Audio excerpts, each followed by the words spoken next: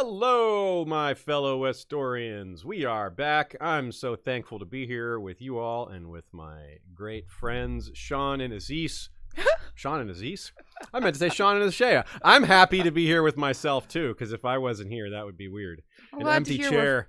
Boy, I guess I need a few more sips of coffee. Maybe I'm not quite ready to start today. I'm glad to hear you're your own friend. I'm in the third person today. Or I am the third person. I'm happy to be here with Mr. Hat. Wow, that was not planned, everybody. But hey, we're off. We're starting. This is going to be another fun episode. We've been doing a lot of historical comparisons. We've been bleeding a lot of real-world data and information spliced in with the A Song of Ice and Fire stuff. Today, there's going to be a little less of that. We don't have as much real-world information. The Century of Blood is just so packed full of stuff, and we're not going to get to cover it all today because it's so big. But we're going to cover the parts that are particularly relevant to Westeros the most, the stuff that happened west of Valyria.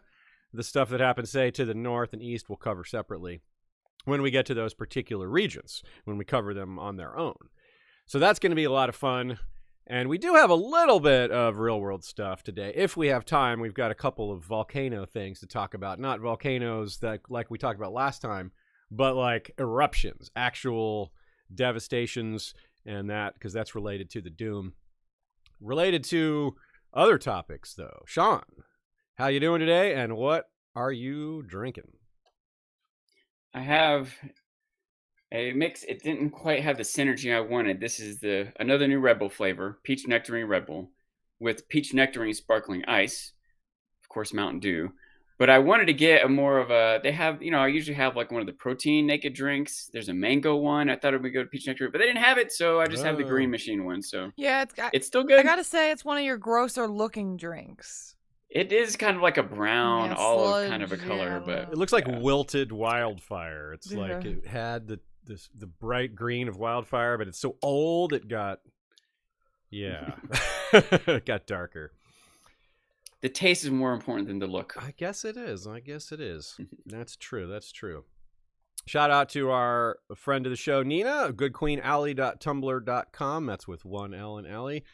She is writing over on her blog as usual. There's a cool post on the Accursed King, some A Song of Ice and Fire references that pop up in there. There's probably no one, I seriously don't know that there's a single person on this planet that knows more about the A Song of Ice and Fire connections to the Accursed King series than Nina does, with the possible exception of George himself. But only the possible exception of George himself. It is not a sure thing.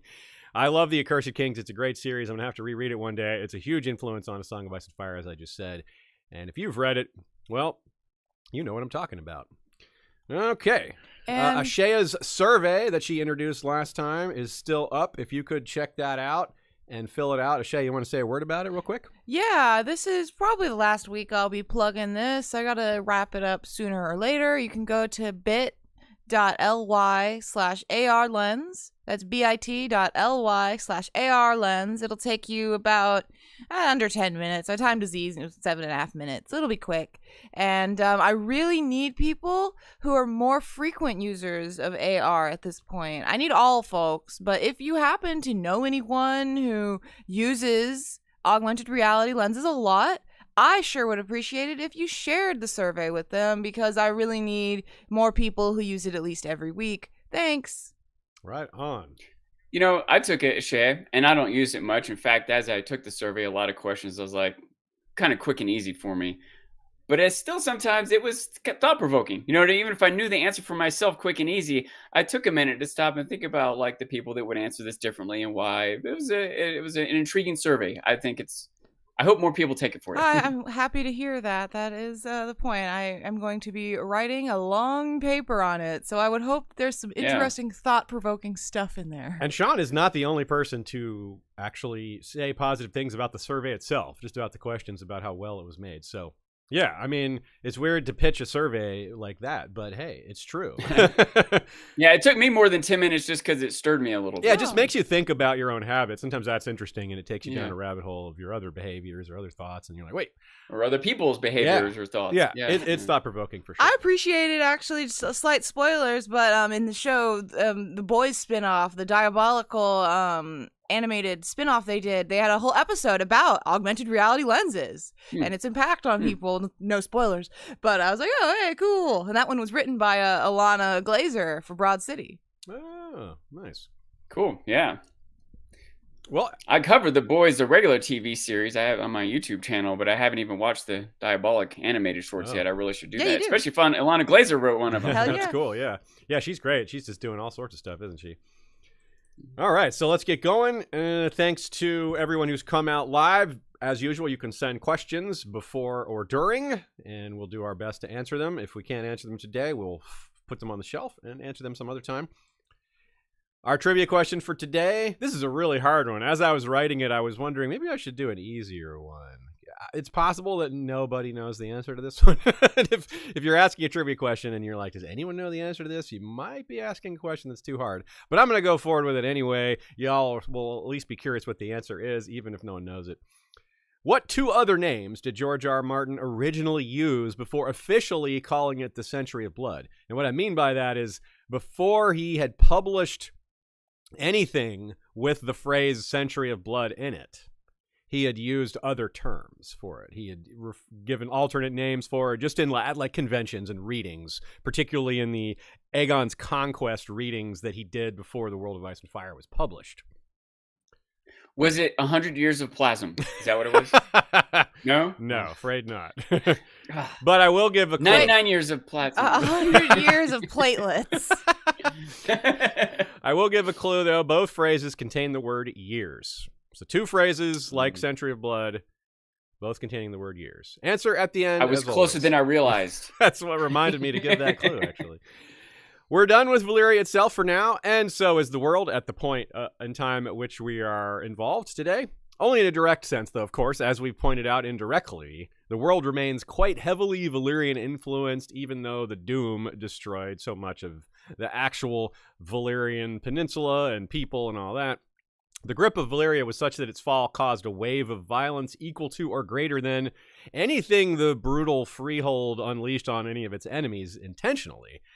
In Slaver's Bay, we see Dany wrestle with the problems of removing slavery. Yet how little room there is for compromise, yet how at the same time that policy causes harm to innocents. Some of her advisors like Dario and the Shave Pate warned her to simply wipe out the prior power structure. This is something like that, but on a much larger scale and in recurring waves. It's as if she took their advice and was like, yeah, let's just kill all the slavers. That's the, and all their families and all their buildings. And so, yeah, it is on a much larger scale, but when we're looking for comparisons, it's a pretty good one. And, well, it's also kind of hard to find comparisons. There's really nothing quite like the Doom, is there, Sean? No, yeah, like you could find comparisons, I guess, but there's as much contrast as comparison. But for example, after the Civil War in the United States, it's not like the next 100 years was peaceful and fair, right? Like, yeah, you're right. In 1964, there were riots in the streets, like it was better, but it wasn't good. It didn't magically get better. There was still like a power vacuum in the South, and there was still turmoil. Even people on the winning side didn't totally accept all the terms, and it's clear that the types of troubles that can come from an upheaval, even when there is some sort of control around it, where this was completely chaotic and unpredictable. So. Yeah, I feel like out of all the terms that like, if you want to find comparisons to the Century of Blood, there might be different things that you're comparing, and one of them is power vacuum as one of the most major ones. And yeah, I think that's accurate. Yeah, that's a really good way to put it. Good point, Shay. Power vacuum is the operative phrase here, I suppose. It's a bigger version than any one we can think of in any real world scenario that I know of. There's really nothing. There's, like you said, Sean, there's things we can compare. There's contrast that would come up just as big. So we're really looking for partial comparisons, but there's also in-world comparisons that as we have here. And it's the same kind of upheaval that Dany causes at the lower levels too, for example.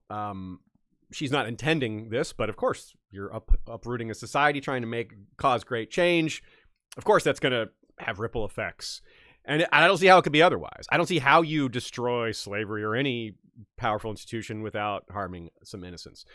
And this is like 1,000 times over, right? In the case of the Doom, it's not just Slaver's Bay; it's this, massive scale. In the long term, it's better that this great enslaving empire is gone. I mean, how could you argue against that? But it is difficult and confusing at best to think about that short term and how a lot of people have to suffer. People who had nothing to do with it, people who weren't even connected to it, people who didn't even own slaves or had basically no evil at all. They're just part of a big system that they're not participating in, but they have no control over. A lot of these people were deeply impacted by this. A lot of the middle class were shredded. And that's part of why it's difficult and confusing, because you're just like, yeah, this is good, even as you're watching and acknowledging that a lot of innocent people will suffer because of it. Like a lot of slave labor through history, I assume, in Martin's world too, would have been responsible for the processing and distribution of food. Yeah. Right. And if there weren't slaves, people would have had farms. Food would have happened anyway. But, certain people get to have more control over it, get to make more profit over it, or whatever. But if suddenly all the slaves or slave owners, or whatever, are gone, the processing and distribution of food gets disrupted. So people who were buying food 1,000 miles away that didn't have any slaves still suddenly might not have any food to buy. Might face famine and whatnot. You're absolutely right. Yeah. Or at least they're missing some goods that they normally have. Maybe it's not, maybe it doesn't cause them to starve, but it's something that they were like, wow, this is going to be difficult to not have anymore. Or we need to find another source. Issues in the supply chain. Supply chain. That's right. Yes, exactly. That's something we're dealing with. And if there was some way to end slavery slowly, right? If there's some way to, maybe you could justify it's worth having it last for another generation to keep famine from spreading from the sudden disruption of it. Maybe that would be better. It might be a tricky thing to argue, but there was no option here, right? Yeah. When the Doom happens, there's no other compromise or planned way for it to happen any other way. So when it happens real suddenly, like people want Dany to do, or whether it happens slowly, there's going to be troubles, Yeah. It's not like when they negotiate, say, like two nations negotiate a ceasefire, it has like a specific time that it happens, and maybe a few people don't hear about it. Like we hear a good example of what you were referring to earlier, Sean, is like World War I was a direct cause of World War II. Like it didn't, things weren't resolved, or some things were resolved too heavily and they flared back up again. Or, there's a lot of different interpretations, but the bottom line is World War II happened very much because of World War I. But there were people, for example, who didn't even know it was over. Like there were some Japanese soldiers out in the jungles, some of these islands, remote areas that kept the war up for 20, 30 years after it had officially ended. It's really wild. I mean, that's a bit of a tangent, but it's really, it just goes to show the ripple effects, the information. There are always going to be people outside the bubble of information, or outside the bubble of survival, or just outside. Just a lot of different ways to phrase it. And that makes us all very interesting.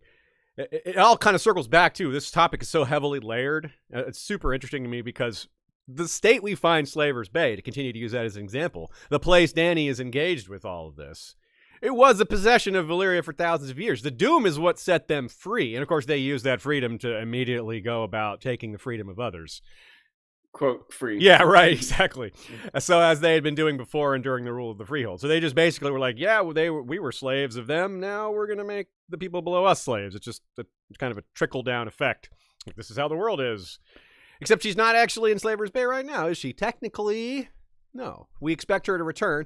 But as of the recording of this episode, she's amongst the Dothraki, who also emerge in this time period. The Doom enabled the Horse Lords, too. That's right. So that's pretty wild to think about how that's a big part of all this, too. And we do know Dany will be dealing with Volantis one way or another, too. And she has dragons because her family was the only dragon-riding family to escape the Doom. So it's funny how when the Horse Lords emerge, there's a bunch of people that are probably like, wait, maybe we liked having Valyria around after all. but not nearly all. Maybe not most, but for a lot of people, it was the best thing that ever happened.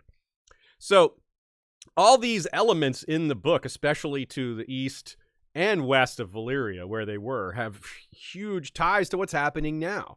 The Disputed Lands is a big topic today. Volantis, as I just said, they were the major inheritor of Valyria's power. At least they tried to be. And Slaver's Bay, of course, same deal. So, and the Dothraki. Just all of this relates to the Century of Blood. That makes it really cool. So these are all the legacies of that period. And that's why, as I said at the beginning, we couldn't possibly cover all of it, but we'll keep ourselves focused in a certain set of regions and cover everything we can. So the Doom was just over 400 years ago, and the Century of Blood came right after.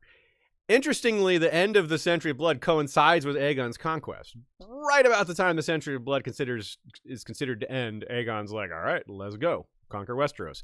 Part of that is he was involved in the Century of Blood.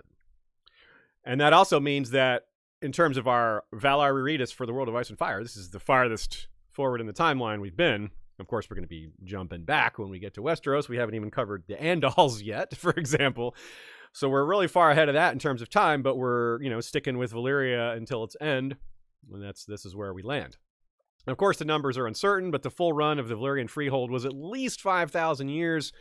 But if the Long Night was 8,000 years ago, and we're told the Valyrians emerged out of it or just after it, then we're really talking more like 7,500 or 7,000 years, since the Doom was only 400 years ago. So that's, 400 minus 8,000, roughly that, give or take a few hundred or 500. I was told there would be no math. SNL reference, y'all. We've got an episode on the Doom already, so that's why we're not going to get into the descriptions of the actual event a whole lot. It was a shorter episode for us, only about 40 minutes. We only spent like 8 or 10 minutes on the actual Century of Blood, so obviously we've got plenty more to go there. And there weren't any real world or fictional inspirational comparisons in that, which we also have planned, if not today, at some other point. It does contain parts on what Valyria is like now, and all the meta on how George gradually revealed what the Doom even was. I think some of y'all don't recognize that. At first, the Doom was just a thing. He just called it that, and no one had any idea what that even meant. It was like, what's the Doom? What was the Doom of Valyria? What happened? We didn't know it had anything to do with volcanoes. We didn't know it was fiery devastation.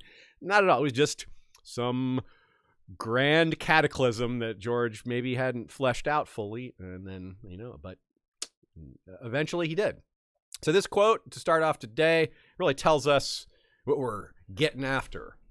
The proudest city in all the world was gone in an instant. The fabled empire vanished in a day.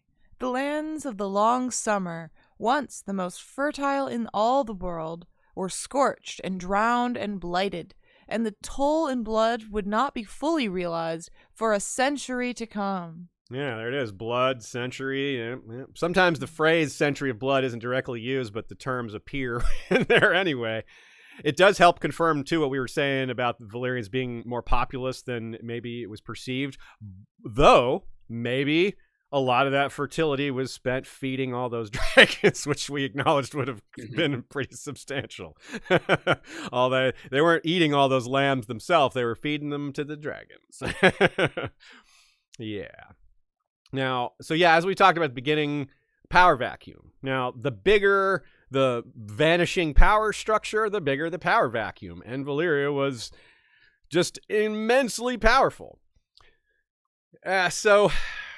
But it's not just power, right? It isn't only power. That is the big important thing people are fighting over, because that's the thing that has the most collateral damage, the thing that takes the most attention, the thing that causes the most blood and death.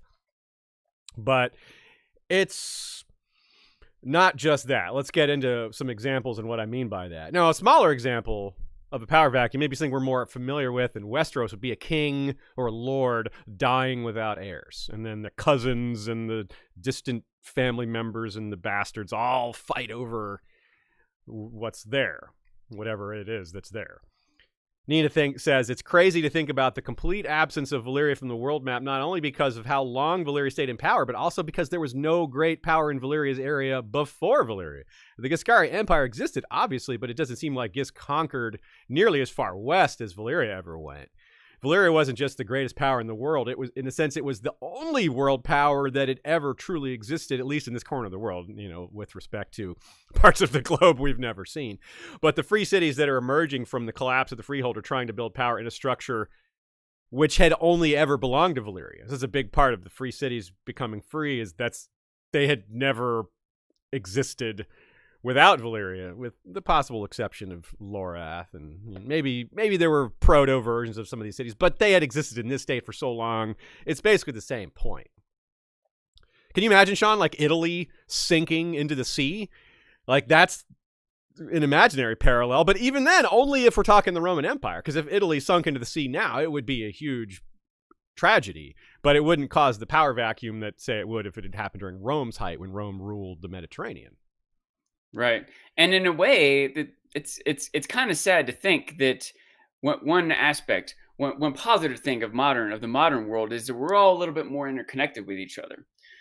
That today, even a quote unquote remote island, if it were totally destroyed, there would still be people on that island connected to the rest of the world. Mm-hmm. But if you go back 1,000 years ago, or in the time of Westeros, if some remote island got destroyed, no one even notices. You know, it's kind of a sad thing to think. Now, obviously, people would have noticed if Italy went away, but in certain ways, it would be more the interconnection of the world now would make it more of a tragedy because the relationships that people have with the people in Italy are more known. But like you said, it wouldn't be a power vacuum. It wouldn't be in fact. I just want to say it's kind of like, you know, if an island gets destroyed but no one knows that it was there, right? Yeah, yeah. So if Washington D.C. if some cataclysmic event happened and Washington D.C. just like sank into the earth or blew up or something, I mean, it would be terribly tragic and generate a lot of chaos.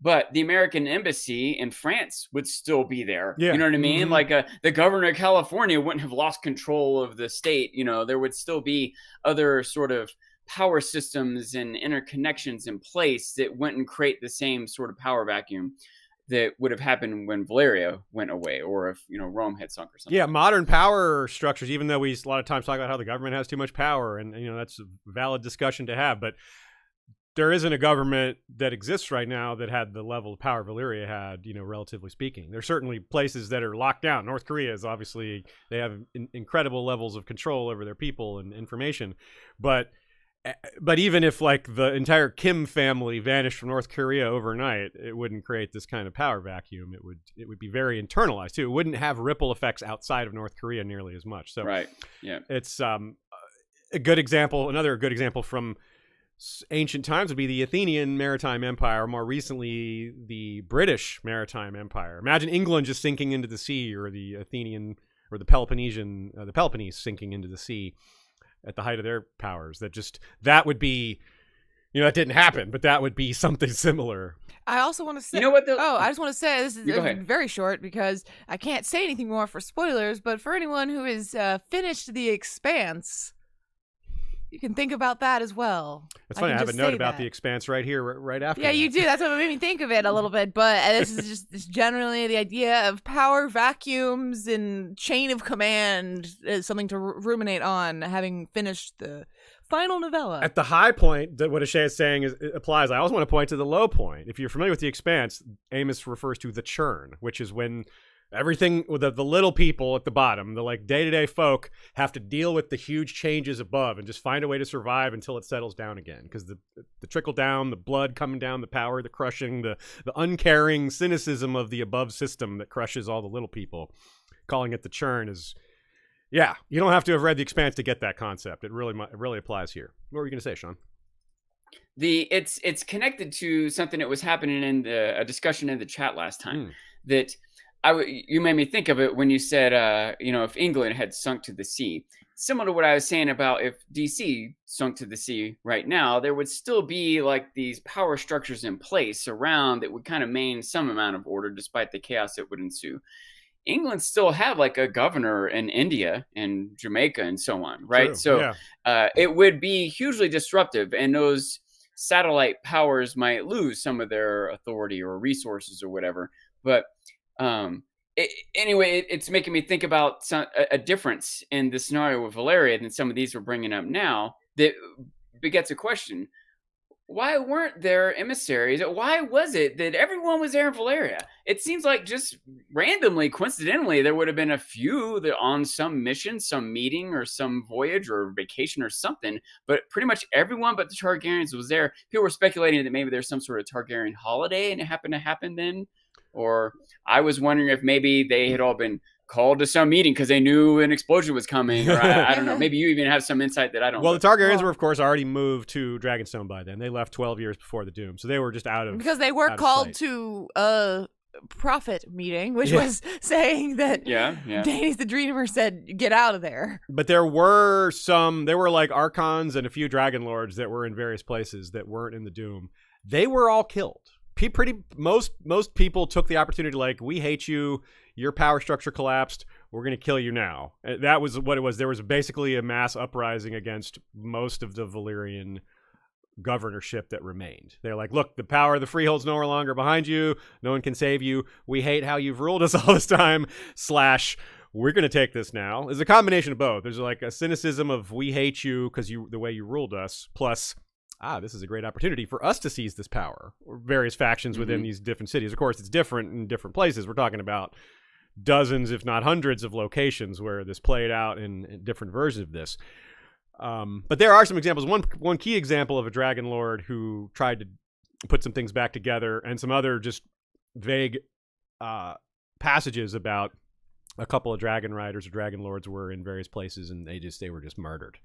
Just people took the advantage. It's like the chains. It's like the jail cells all opened at once in the prison, and they're like, "All right, we're going to go kill all the wardens now before they shut these doors." It's kind of something like that. I guess going back to your example, if the island of Britain had sunk into the sea, I can imagine there might have been revolutions in all their satellites around the world. Like maybe some of the places that the governors were decent, but if the governors were being super cynical, exploiting the population, you could really see how the locals would just rise up, take that chance, and knock them off, and be like, "No, this is our one chance to get out from under this yoke." And I think a lot about the 1984 concept that there's this sort of recurring system of you have this elite few people in charge, and every now and then the middle class rallies the lower class to revolt against them, and then you just fall back into this elite upper class with a middle class. It's like this cycle that, despite the revolutions, you still tend to go back to the same thing. I can imagine that sort of thing happening, that some people, even in an area where the people didn't feel particularly repressed, still might have been rallied to war under the propaganda of a middle class who were seizing the opportunities. Yeah, very true, very true. There would have been a lot of confusion and people not knowing what's going to happen, who's going to seize power, it'd be easy enough to mislead people to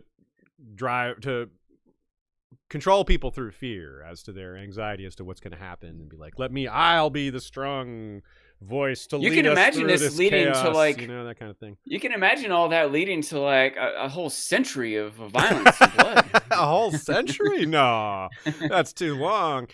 So yeah, we mentioned briefly last time Atlantis, and that's George himself cited that as an inspiration because of the way it ended. Now, the legends of Atlantis do say it is a good comparison. It was an island kingdom of advanced knowledge. It was supposedly beyond other places.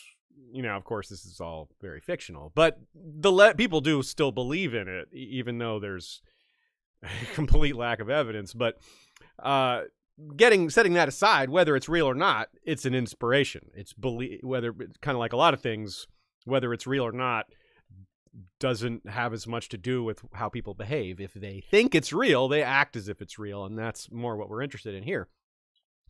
That does sound like the Doom, though, like highly advanced civilization that dominated, that just vanished all of a sudden. Yeah, that is probably as close as we can get, but again, legendary.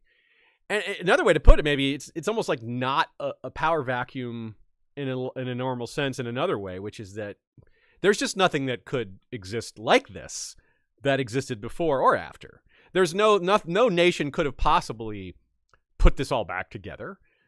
No nation could step in and replace Valyrian hegemony. It's just not possible. There's no means for that. Their central location, their dragons. I mean, it's almost like the death of gods. It's like he had proof that a whole pantheon was killed off, like in a fantasy scenario where that's possible, where they had proof that there were living gods and that they're now dead. It's like that kind of power vacuum we're talking about. So usually a power vacuum gets filled, but in this case, it's just not possible. We're not just talking about leadership. We're talking about the entire apparatus. Every top administered, every official, every powerful, influential member of every family, with very few exceptions, but very few, because many of those outside of Valyria were killed in this upheaval, as we said. and the dragons. I mean, that's the really obvious thing that they can't replace. That's a big part of their control. I mean, not just the aristocracy and their means of control, the dragons or whatever, but also the people they were controlling are all gone too. Yeah, right? Like yeah. The population is all gone. That's true. Everything is gone. Every port that they would have like done commerce through, every farm that would have been raising food and everything. Yeah. Yeah, it's like I was thinking about, like you said, like even if there really were gods and they really did die, well, there aren't other gods to replace them. It doesn't, yeah, imagine Yeah. that. Yeah, exactly. It would be like that. It would be like not other gods. No other gods can come along because they don't exist. So the Century of Blood, like I said, is a broad enough topic and widespread event that we will cover the events that happen northwest and north and east separately, other than to mention them briefly, like Slaver's Bay, Karth, the Dothraki, the Kingdom of Sarnor, and others. So yeah, we'll save those for later when we deal with those topics individually. When we talk about the Dothraki, we'll start with the Century of Blood with them, and Kingdom of Sarnor, we'll go back even farther, and well, they end during the Century of Blood, so it's also a capstone in that sense. Can I say a thing about Atlantis that some people will appreciate, perhaps? Sure. You just keep bringing up Atlantis, and I just really have to mention that the animated movie Atlantis, all the Atlanteans have white hair. Really? Yeah, Kida and her dad, Kashakim. that's That's cool. the animated Disney movie. It's a Disney The movie, Disney right? movie. Yeah, they all have white hair and like bright blue eyes. But anyways, That's cool. I think of the Valyrians. Now, also consider. Maybe George did too. Yeah, you never know. Now, I also think- for the. Oh, go ahead. Think Valyria had predated that movie. Okay. Anyway, Yeah, you're right. It would have, yes. So those other regions too, the Century of Blood as a phrase might have less meaning. Events played out differently there. It's more like the loss of Valyria removed a barrier to them, so much less so that it just overwhelmed their society. It enabled them to partly fill this power vacuum. Whereas for other nations, it was like everything. It's a term, so it's kind of a term like the Dark Ages, where people confuse that term with a global thing. Whereas the Dark Ages is really a European thing. It was really more one region with ripple effects elsewhere. For example, it clearly impacted Volantis, the Century of Blood, and the Doom of Valyria, more than it did Storm's End. And certain cities and towns ceased to exist at all, like Sean said, so that's a huge effect.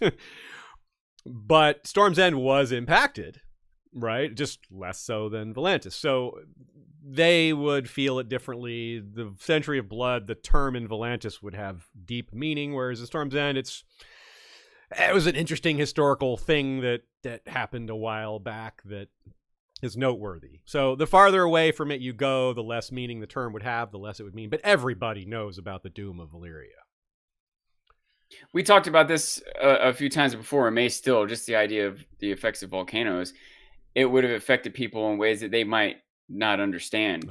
If it had the ash in the sky, if the temperature raised a degree, it might have caused, crops to fail in certain areas. And even, we didn't understand this hundreds of years ago when it happened, but we've started to understand it nowadays. But it probably, crops failing also can lead to revolts and wars and migrations and so on. So yeah, it's interesting because we don't have a lot of that as part of this description.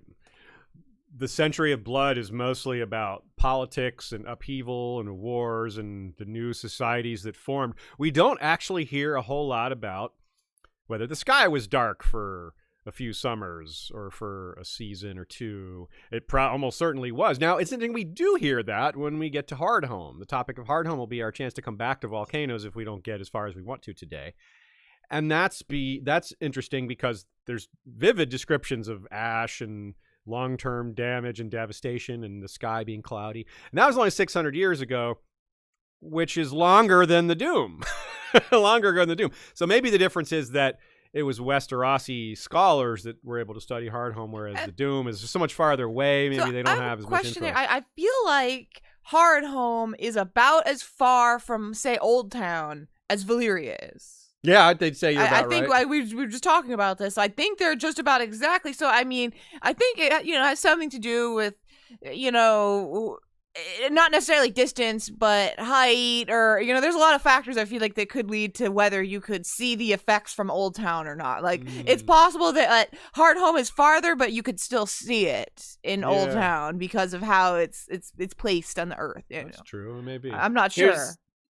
Here's another factor, and again, I know we had some potential volcano discussion and we might not get to, but I'm going to bring this up now. There was a volcano in 1985 in Colombia. It was only a 3 on the scale, and it's like the Richter scale, right? Yeah. As opposed to like I think Mount Vesuvius was probably like a 5, and there have been some 7s or whatever. This was only a 3. This Tonga one was a 5, by the way, at least so far. It was a 5. Yeah. So there was one in Colombia. There was only a 3, and it's one of the most destructive that there have ever been. It killed like 20,000 people, and the reason is because it wasn't this massive explosion into the sky spewing out all kinds of ash or whatever. It was that the lava that came out melted all the ice on the mountainside and caused mudslides that flowed down and just completely wiped out a city.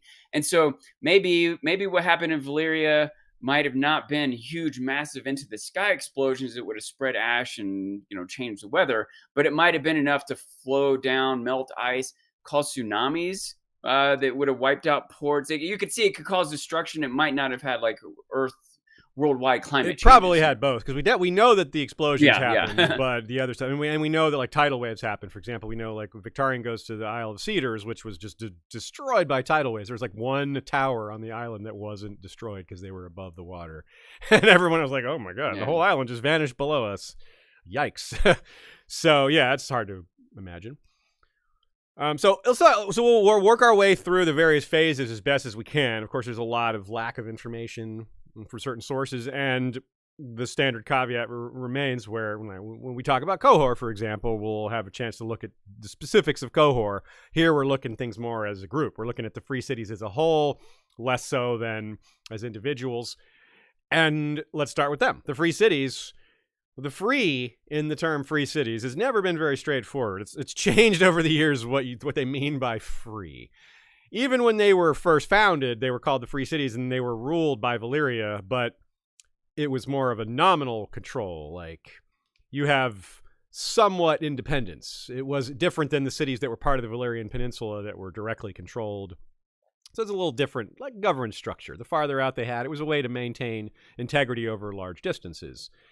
And so they were freer than some of the other places, but again, free needs to be put in quotes. So when Valyria vanished, they became even freer, but still not free. I mean, a lot of them have slavery in them, so the free part refers to the city, not the citizens.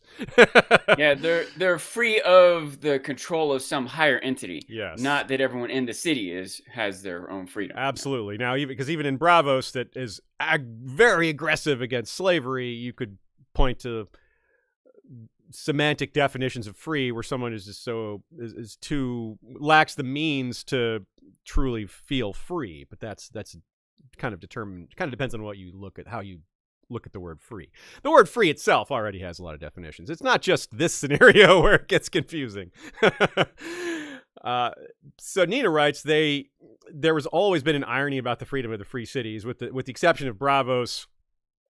There's the majority. It's not just that some people in these cities are slaves. It's that the majority of them are in a lot of these places. And that's a big deal, because in some of these cases, the slaves or the people that may have seen themselves as slaves based on the level of control exerted over them, they were able to rise up in some cases and throw off the yokes, throw off the power structures, and maybe even take control, or in some cases escape.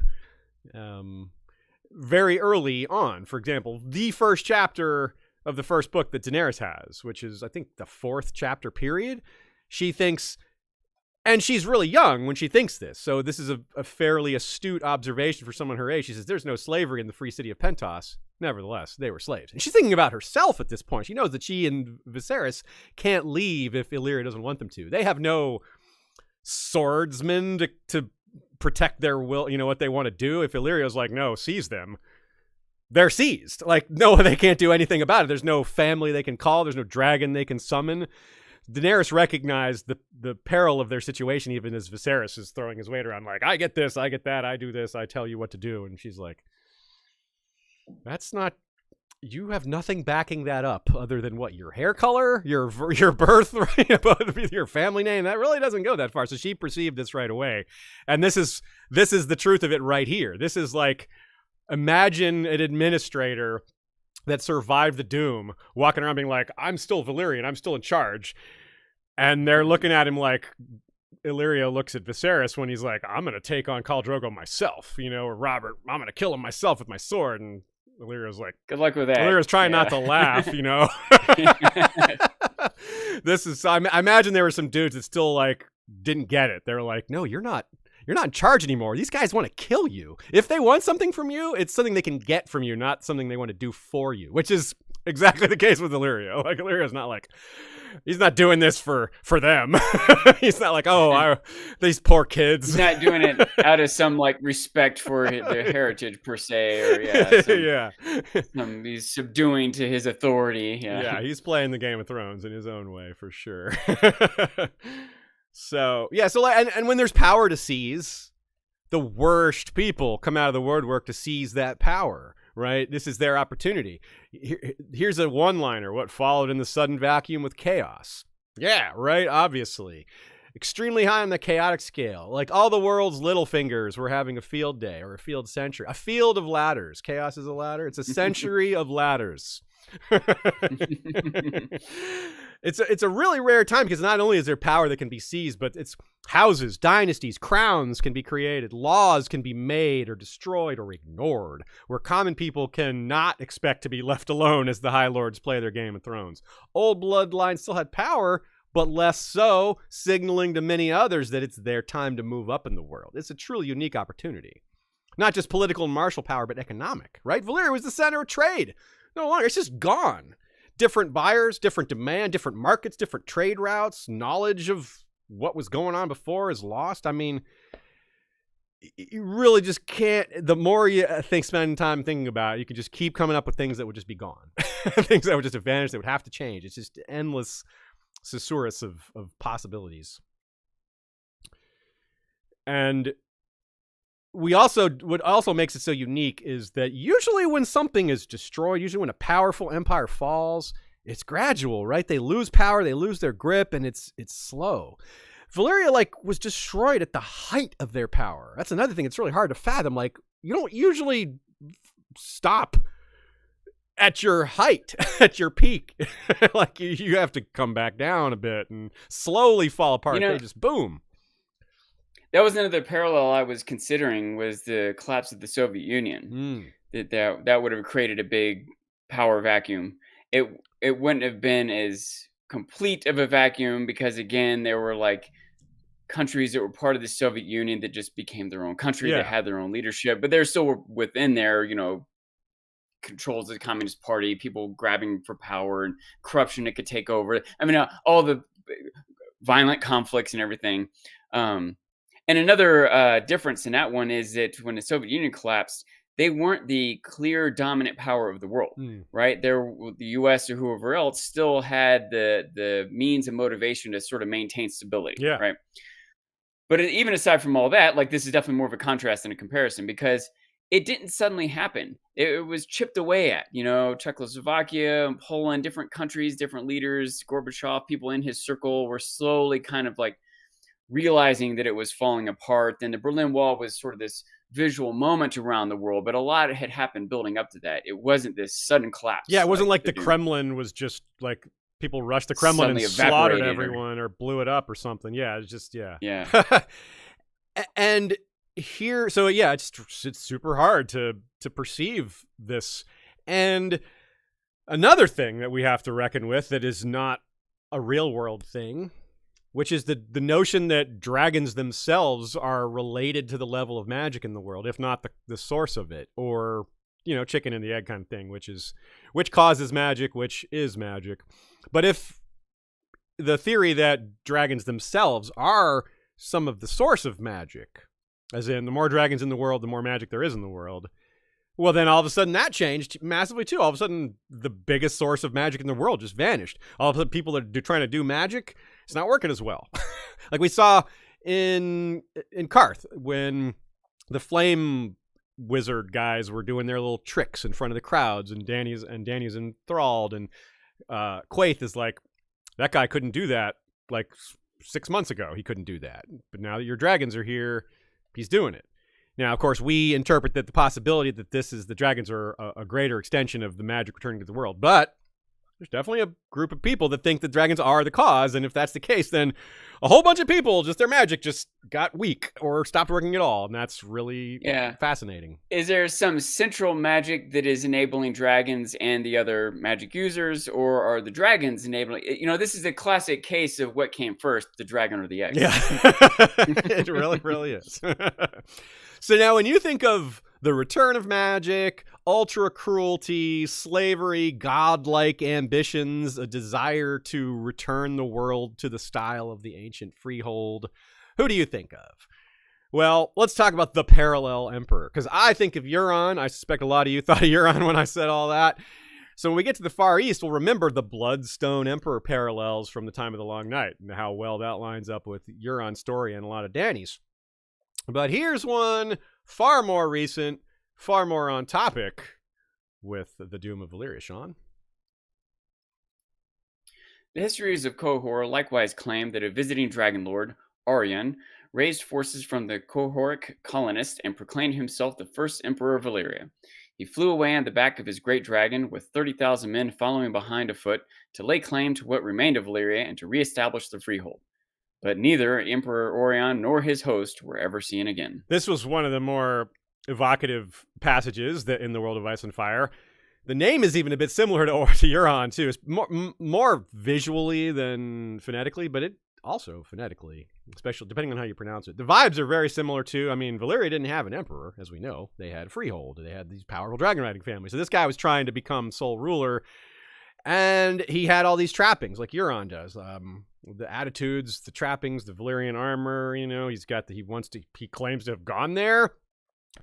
It's odd, though. The story is still kind of strange here. Like, could he really just go there and die? I mean, did he really just push into the wasteland until it killed him? Just like plucky guy and his 30,000 troops, and then they just died of fire and fumes? I don't know. It's something's odd about the story, right? But it is believable. I mean, Araya and Balerion. When this story first came out, we didn't have that World of that Fire and Blood story to frame with this, of other examples of people actually going to the peninsula, the smoking ruin of it.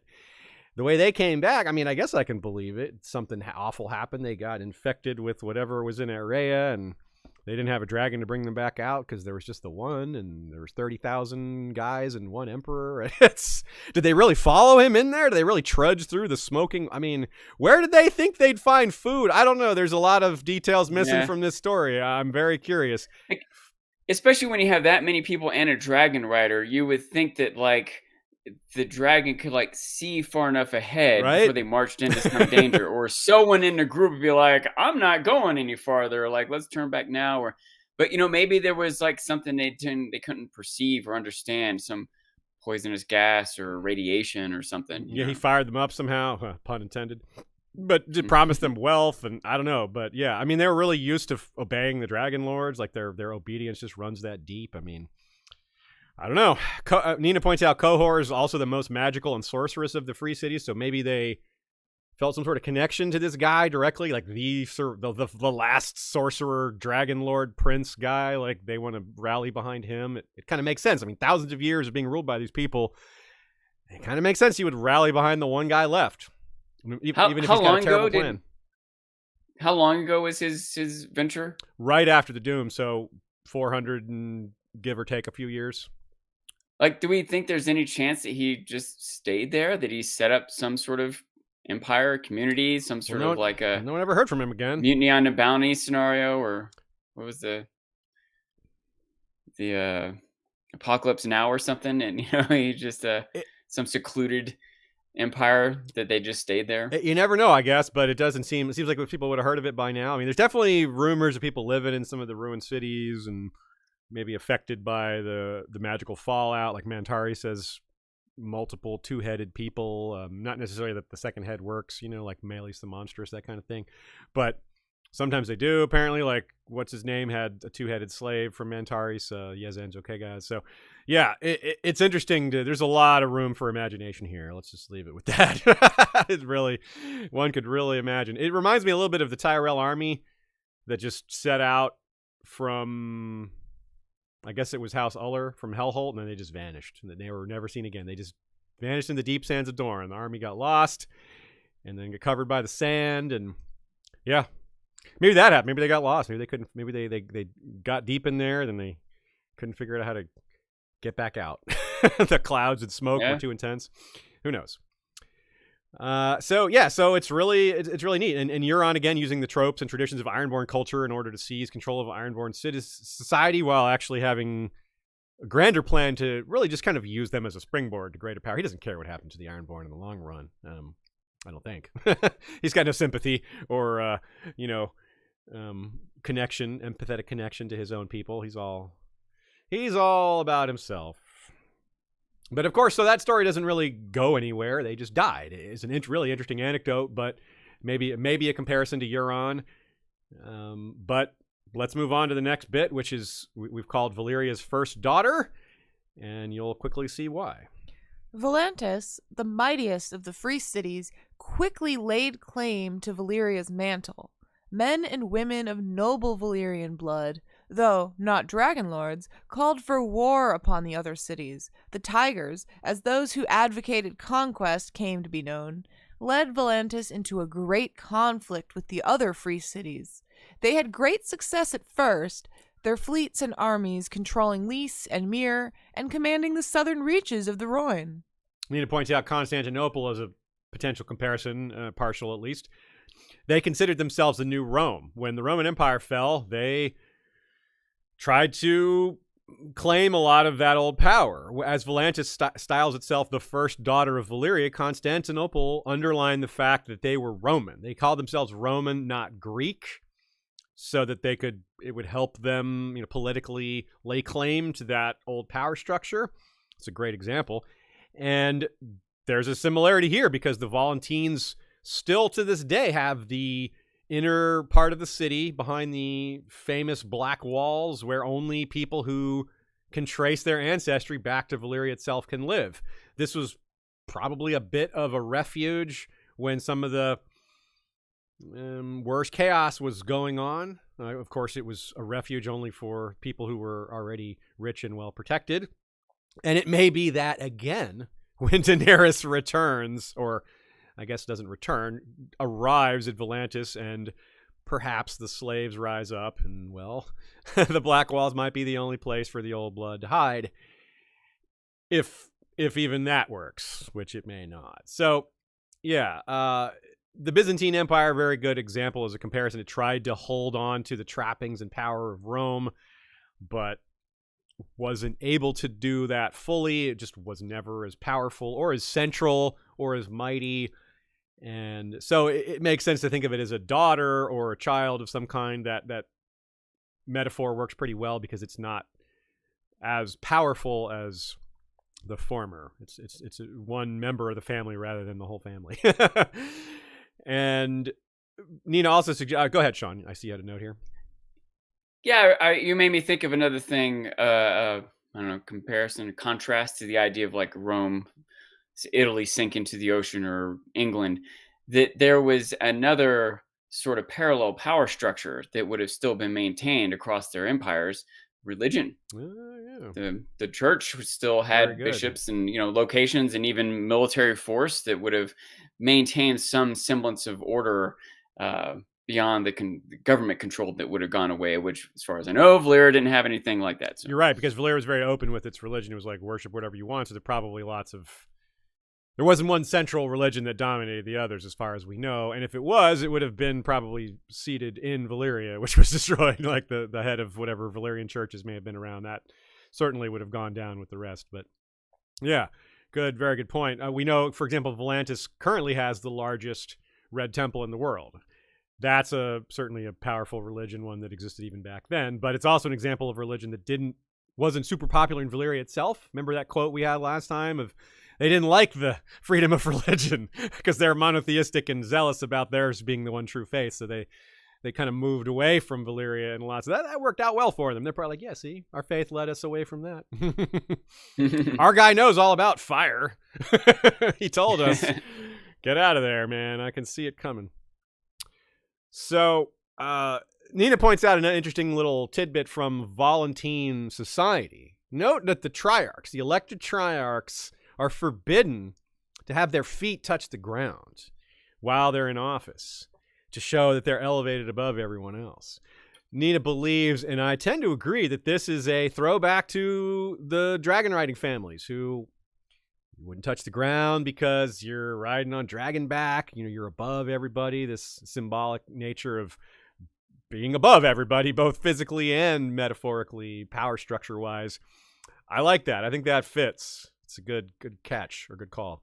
I like the idea of that, but I want the opposite of that. I feel like leaders should not be able to have their feet leave the ground. You should be allowed to wear shoes. You got to be one of the people. You got to barefoot for a year. I thought about Book of Boba Fett there. Oh, yeah. With all the huts, how they get carried around on their palanquins. their palanquins, and then Boba tries to walk around and like, no. That you can't just be normal. Yeah, it's like, you're walking? Why aren't you? And we saw that in Volantis, right? Like if you're walking, you're poor. Only if you're anybody at all, you take one of the elephant rides, right? That's kind of what Jorah told Tyrion's like, you have if you have any status at all, you don't walk. Because that's how much slave labor is available and how much ingrained this separation is. Like, we separate ourselves from the rabble. That's their attitude. I feel like Oberyn would have walked. Jon Snow would have walked. Jon Snow would definitely have walked. And he'd get killed for maybe. it. Oberyn dated one of Oberyn's wives was a woman of behind the black walls, so he wouldn't have walked with her. She would have been like, no way. We're right. Like, fine. Yeah. Whatever. So which mother is that? That's Nymeria's mom. Nymearia's mom? Yeah, Nymeria. Nice, yeah. So, which is ironic that it's the Volantines who destroyed the Royn. It's named after Nymeria of the Roynar. Yeah. That's a whole nother story. Oberyn with his sense of humor there. Okay, so next quote. Here's a emerging quote-unquote hero. He was a hero to some Volantines, but not to others, and I don't think we would recognize him as a hero. But, again, it's all a matter where you're standing. Or not standing in the case of triarchs who aren't allowed to have their feet touch the ground. Nicios Coheros' journals contains a report of the triarch Harano. I don't know why I'm saying that so weird. Harano, who had been returned as triarch for 40 years running, for he was a great hero during the Century of Blood. After his 40th election, he declared himself triarch for life. And though the Volantines loved him, they did not love him so much as to see their ancient customs and laws usurped for his ease.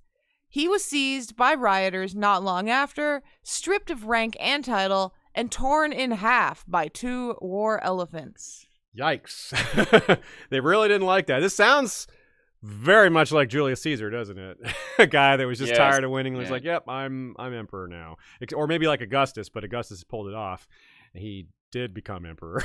Julius Caesar was murdered by the other senators, not by the citizens. So there are certainly differences, but yeah. This is a guy that became powerful because he kept winning battles, which is very true of Caesar. He was a war hero. And he tried to use that popularity to advance higher. This guy's similar. Now Tyrion and Jorah, they see this guy. They see his statue. It's a headless statue, like a lot of real world behaviors. When statues aren't popular, they get defaced, or they don't have to be unpopular. It really can just take one person one teenager. Sometimes you hear people like defacing a statue on a college campus. Like, have you been to a college campus before? It's not really that strange, man. Like, this like isn't some political statement, You said defaced disease. Or D-head, yeah. D-arm, D-foot in this case. It all comes back to the feet with these Volantines.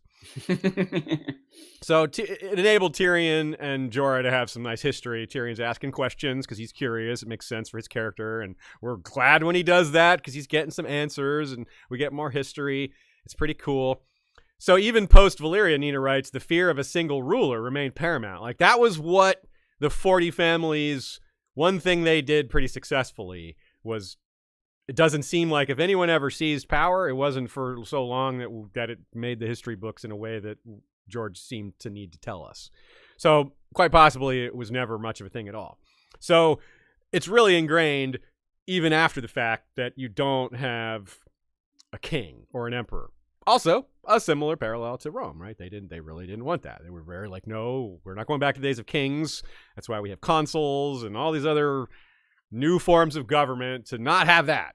So this is kind of like that because Romans had 2 consuls that were elected for a year. The Triarchs, 3 of them instead of 2. George likes to increase the number, and instead of people being pulled apart by horses, they're pulled apart by elephants. It's a similar kind of stuff.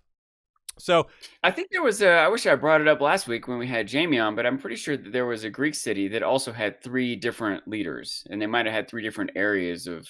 No, we did talk about that. It was Athens. Okay. Athens had 3 archons there was the military archon, the like political one, and I forget the other one, maybe religious or something. I forget. But yeah, so there were 3 different, and there's probably other versions of that elsewhere too. It wasn't.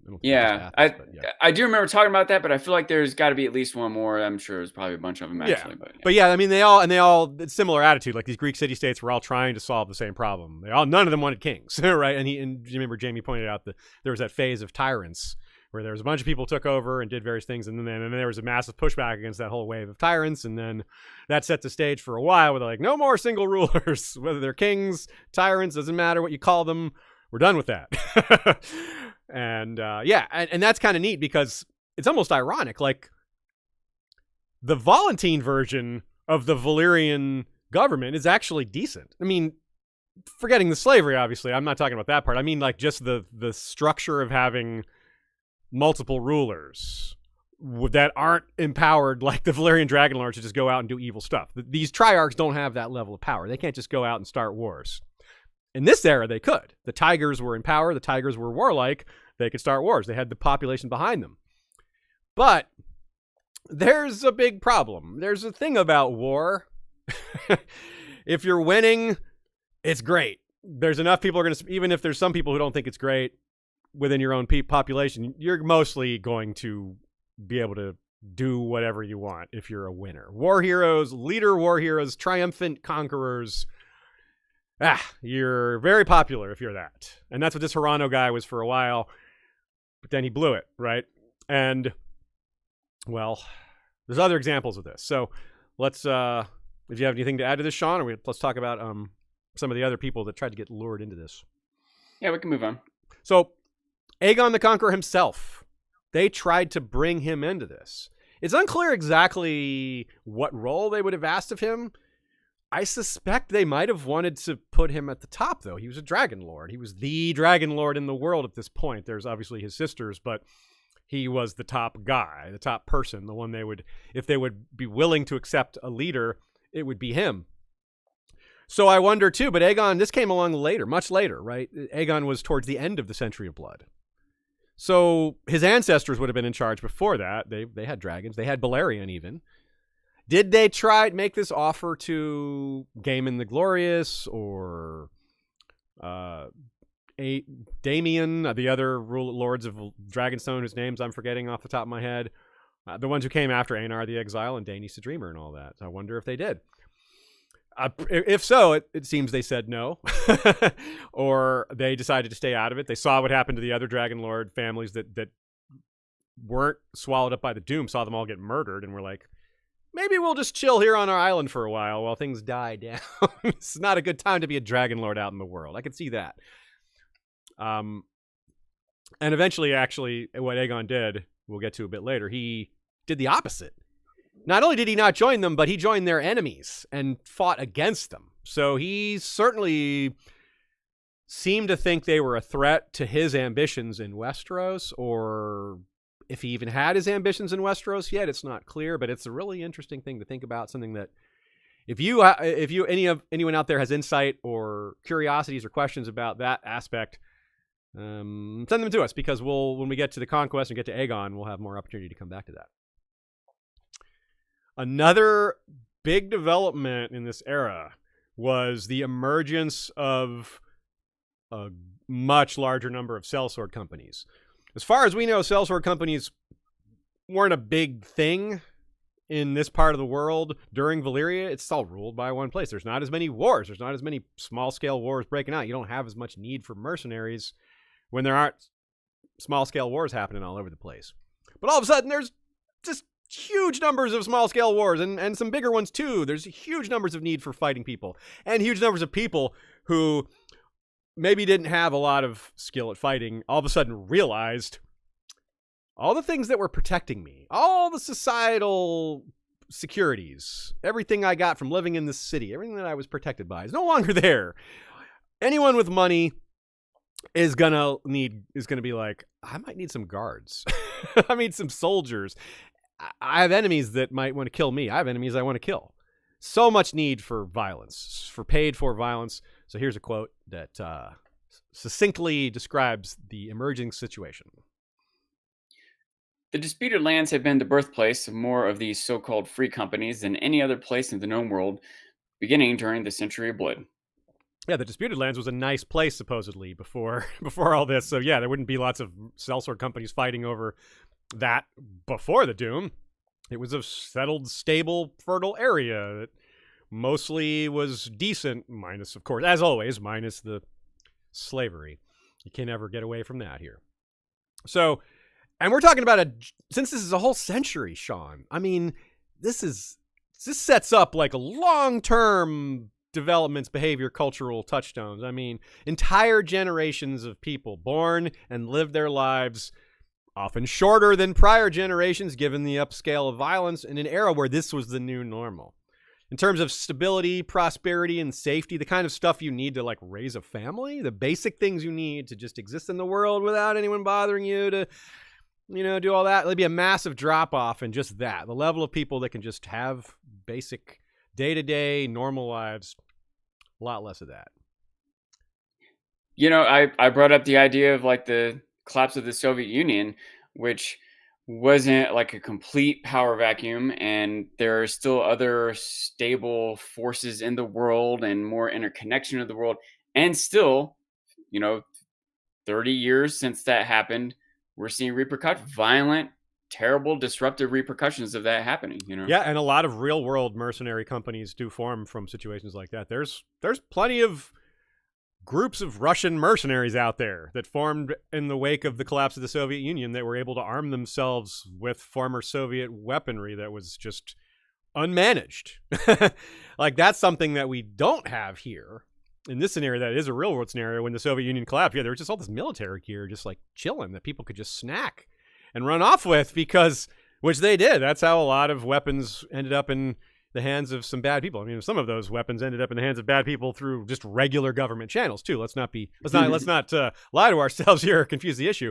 But yeah, that didn't happen here. There weren't like mass weapons of destruction just abandoned, ready to be picked up. A power structure is a mass weapon of destruction if wielded a certain way. It just isn't automatically that. It can be used other ways, but there's really no other use for a bunch of machine guns and bombs, then maybe it's for you can defend a nation with that, but usually those are aggressive things. So yeah, so that's what we're dealt with here. And so let's talk about the disputed lands a little more here. Here's another quote. Far bloodier, though less frequent, were the land wars fought over the disputed lands, a formerly rich region that had been so devastated during the Century of Blood and afterward that today it is largely a wasteland of bone and ash and salted fields. Similar sounding to what the Valyrians may have done to some of the slaver cities, right? The sowing with bone and ash and all that, which we talked about. Probably an exaggeration in terms of the salt, but still, the devastation, still accurate. So it's kind of a minor doom of a sort, right? Constant warfare that just emerges. Instead of a state of relative peace, you have just a generation of back and forth warfare that's different than an instant devastation, but it's just as tragic in its own way. This much endless violence. I mean, that's awful. And now you can imagine that the Disputed Lands was prior, it was probably fought over, but fought in quotes, like in political wrangling, like merchant deals and the palaces of Valyria, backroom stuff, rather than armies marching on each other, because then you would have the level of devastation that you have there now.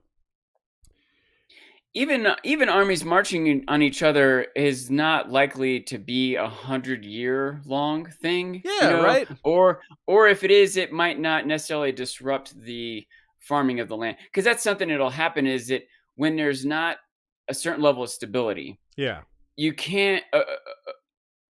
An individual farmer or a community, whatever, they can't afford to put the effort into sowing the fields and irrigating the water and planting the seeds when they don't know for sure when autumn comes that they'll be able to harvest it. Does that make sense? Like those people instead join the army or leave the land, and now the land's not being irrigated and it becomes more desolate and et cetera. Yeah, and it can take generations to restore the land to its former state of productivity, either because it hasn't been maintained or because it's been devastated, or both. So these impacts, it's not just like, it's like Danny saw. It's amazing how George works little examples of this into his own story, into the main story, rather. It's all his story. And, for example, the Meereenese, they cut down the olive trees outside of Meereen to deny her besiegers food. And she points out, like, and it's going to take 30 years to restore that. The olive trees, that's just how long it takes for olive trees to be fully productive. There's no way to fast forward that. It's boom. Like, that decision to cut down those olive trees, that's 2 generations of olive trees are gone, at least. Like 2 generations are going to live without that. That's a massive food supply that's just gone. It's not smaller, it's just gone. I mean, whoa. Yeah. So this is a good example of the Disputed Lands. To me, also reminds me of the scenario that happens in the Riverlands. For example, the Riverlands, before Aegon comes along, before the Westeros was united into one whole, like setting aside that Dorne wasn't part of it for a while, just ignore that for now. Riverlands became safe again. It became no longer the place sandwiched between all the other kingdoms that everyone always fought on, that had various little natural protection. It's always like the place people come down and attack and fight and tear apart. The second things break out in the War of the Five Kings, what happens? The Riverlands is devastated by Tywin, right? Like the second, before the wars even started, Tywin's like, destroy the Riverlands. I want it to burn from God's Eye to the Red Fork. And it's like, that was maybe not full devastation, but people fighting over the Riverlands was an extremely normal thing for so long. And then it just stopped because Aegon's like, no, I'm the central authority. We don't do that anymore. And if you mess with me, dragons. And they're like, all right, boss, you're in charge. So this is that being removed. The Disputed Lands was a fertile region that was farmed and people lived in. It became the Riverlands when Valyria's protection vanished. This is a good example of, it's good that Valyria is gone, but this is that collateral damage where people who were just kind of minding their own business were all of a sudden in the war zone, When there's a strong central authority, they're left alone. When that central authority is gone, this dangerous region that has become undangerous reverts to that dangerous power play zone where everyone wants it and they're fighting over it. And that's the push and pull of empires and kingdoms and ambitious people, ambitious, cruel people. All right, we've got our mid-roll here. Let's talk about that for a second. I don't have any particularly big shout-outs. I want to remind everybody that we have patron-only episodes and early access to other episodes. If you join Patreon, as well as access to scripts, shout-outs, other fun stuff like that, go to patreon.com, History of Westeros, to sign up, browse the levels and the benefits, pick the one that's right for you, and sign up. Very important piece of data here. If you look at the word Valyrian and you switch the letters L and N, it becomes venereal. Very important. Very important detail there, folks. You can't forget that.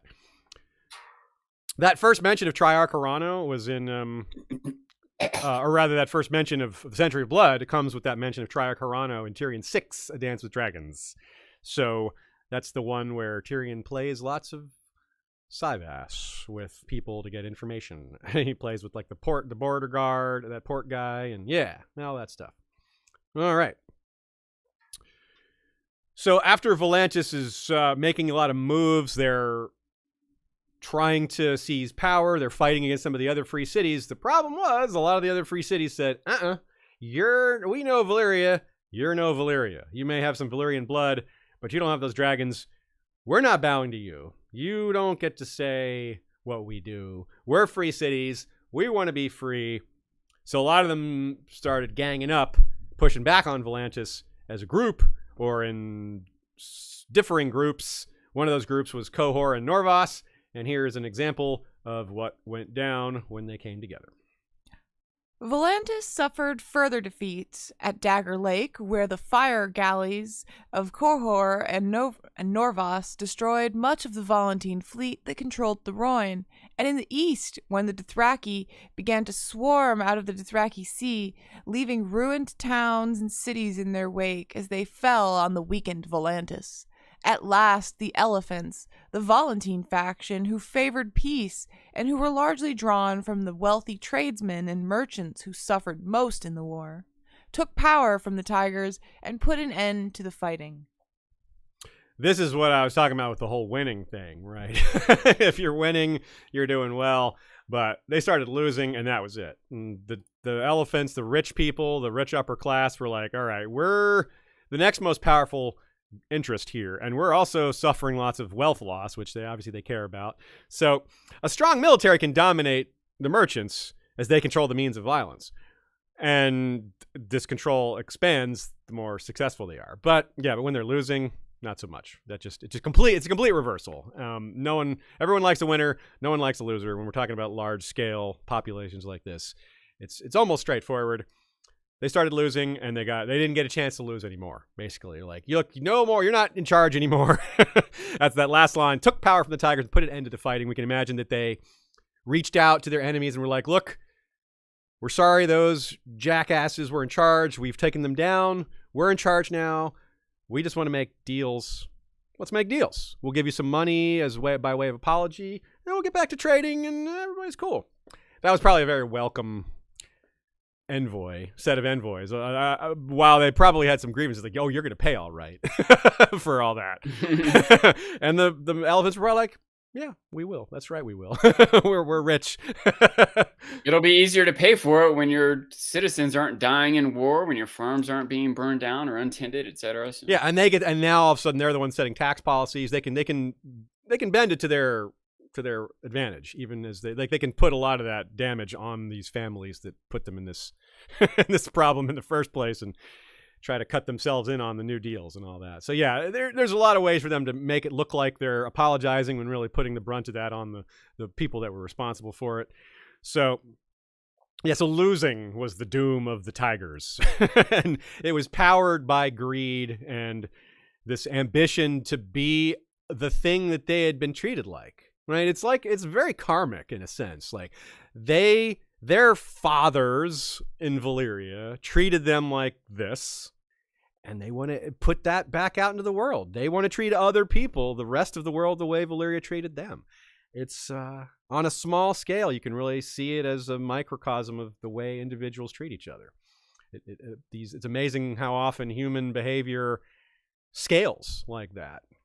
And I think this is an example of that. So here is a different quote that also reflects that stopping of aggression in a different from a different perspective. Here we go.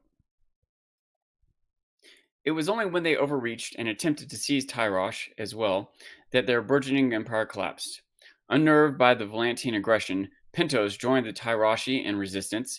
Mir and Lys rebelled, and the Sea Lord of Bravos provided a fleet of 100 ships to aid Lys. Also, the Westerosi Storm King, Argilac the Arrogant, led a host into the disputed lands in return for the promise of gold and glory that defeated the Volantene host, attempting to retake Mir. So what you can see from that is they were successful in taking Mir and Lys, But then when they extended themselves, the local people in those cities they had taken took that chance to free themselves.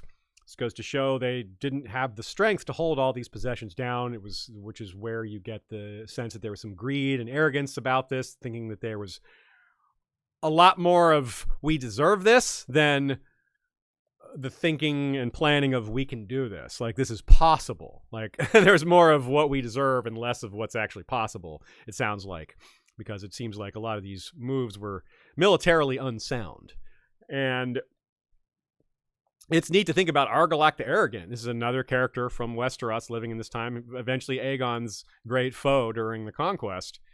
At this point, they would have been somewhat allied, given that we know Aegon also attacked some ships in lease with Balerion.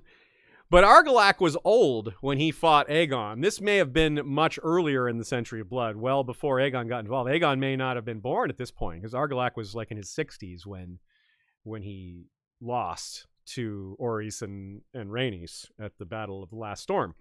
So that's interesting to consider. If this was a young Argilac, one more capable of leading his troops overseas and going into disputed lands. It sounds like a more young king thing to do, but this... It was before he was arrogant. Argilac Argilac the confident. Yeah.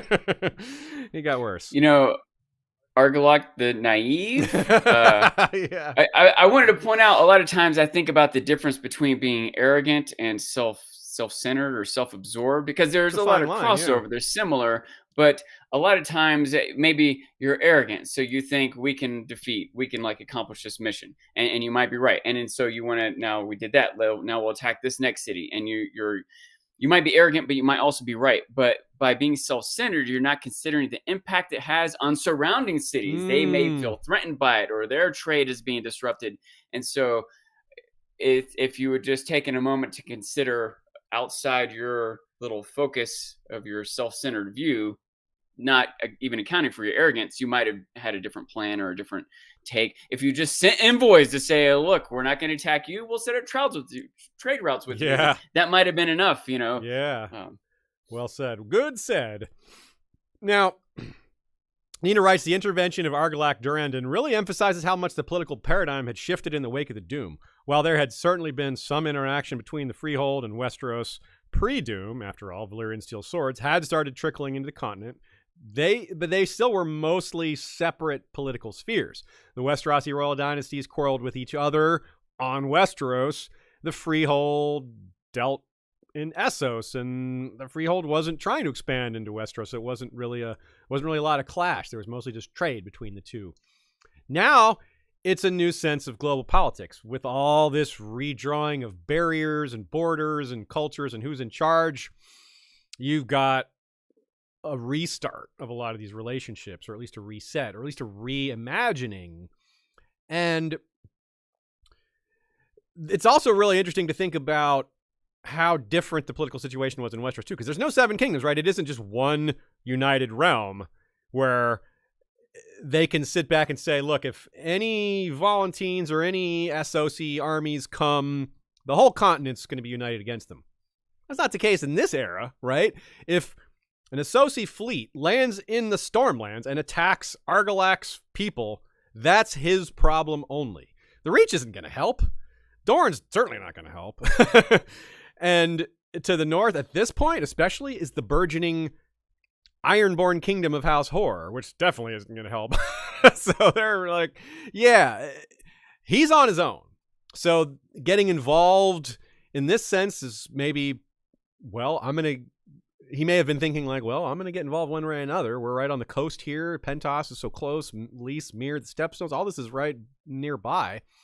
If I don't take an active role in this, it's going to take an active role in us, right? So maybe that's why he went over there. Wanted some loot from the disputed lands, which surely came at the expense of common folk for the most part, having their farms destroyed and all that. The Volantines overreached, right? You can call that arrogant. They were arrogant. So it really says a lot that they go so far that a guy called Argilac the Arrogant goes against them. It's like the battle of the arrogance. So it's really interesting to think about the way these kingdoms operated when they were smaller. They were a lot less secure because they weren't monster dynasties comprised of an entire continent's worth of soldiers to call to bear, where they were united, where it's like Westeros versus Essos. That was not the case here.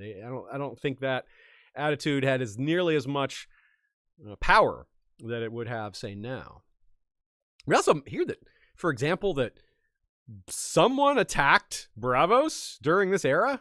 Like, the Titan itself was actually used in battle with all its fancy, like, defenses, which no one had ever tested before because they look really intimidating.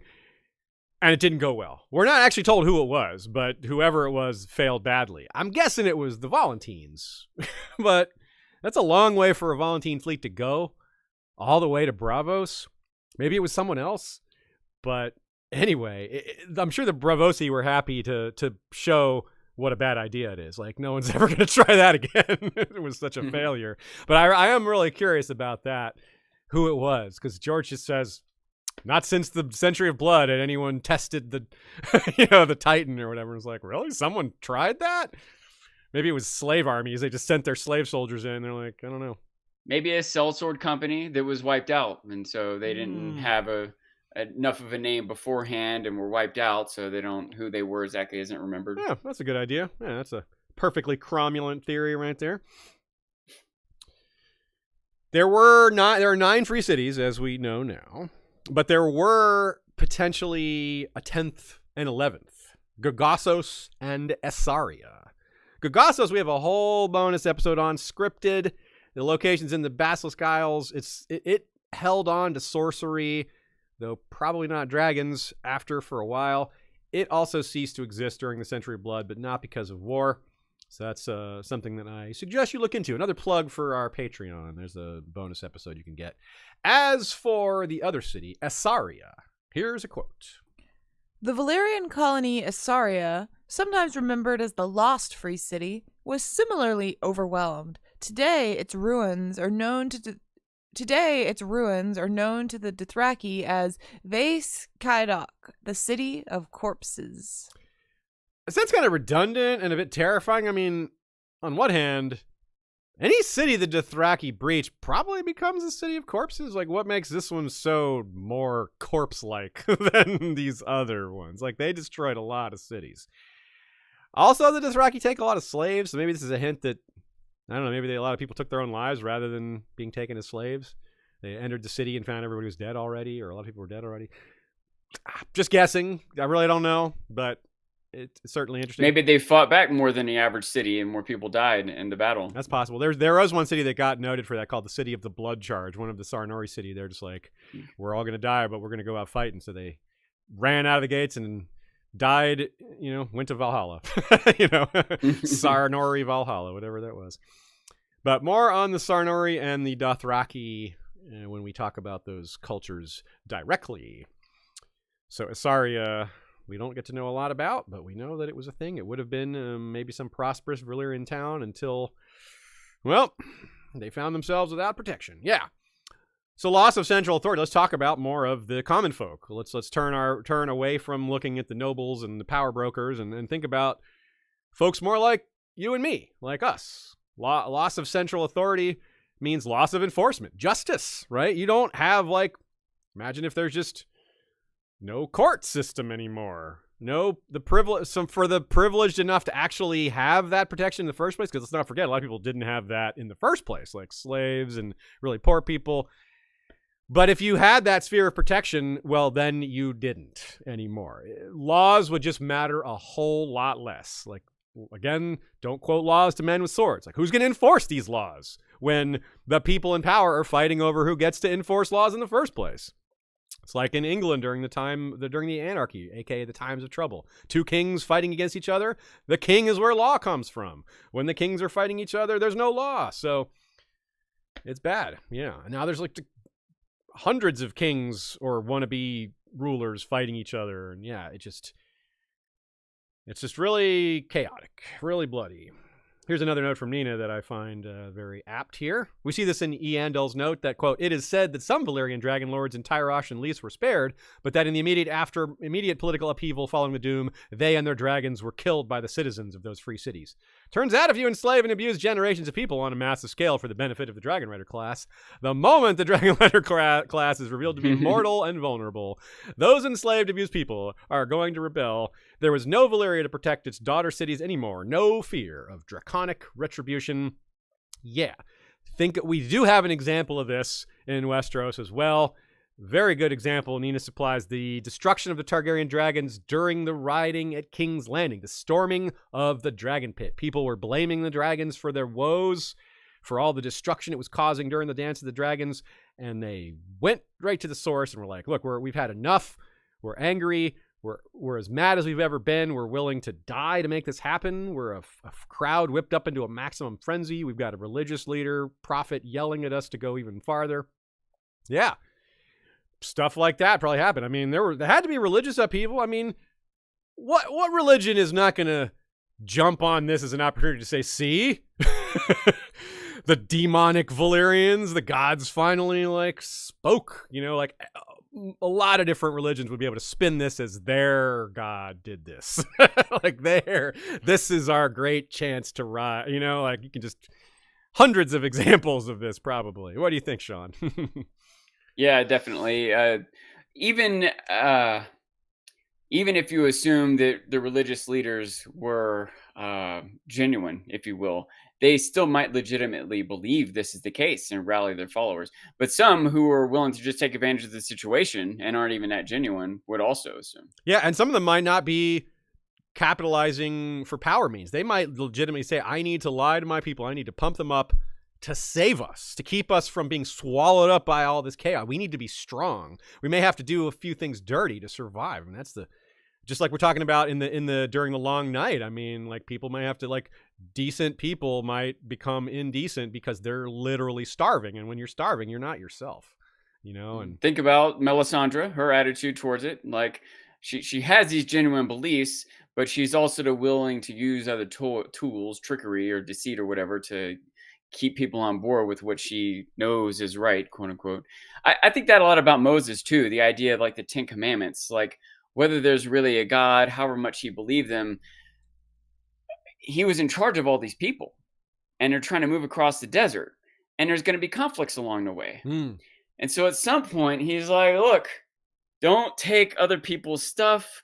Don't sleep with your neighbor's wife. Yeah. Oh, just imagine different conflicts there being away. And he's like, God said, let me tell you, God said, thou shalt not steal, all these things. And if you do these things, and some of them were kind of, I don't know, principles of morality, but some of them were just things that would have caused conflict within the people. You can't have any other gods. All right. We're just this one God, everyone get on board and get on the same page. You can see that there will be leaders of all sorts who are going to need certain tools and methods and rallying points or whatever. And this time period would have been full of that. Yeah. However genuine or corrupt they might have been, it would have been happening. So. You're really right. That's a really good point to raise too, because it's very common, historically speaking, that in times of severe trouble, societal upheaval, there's often an upswing in religion or in belief or in prayer or in faith or however you want to phrase it. And it's the same reason. This power vacuum can be filled with gods, whether they're real or not. You believe in them, you appeal to that higher authority because the earthly authority isn't there anymore.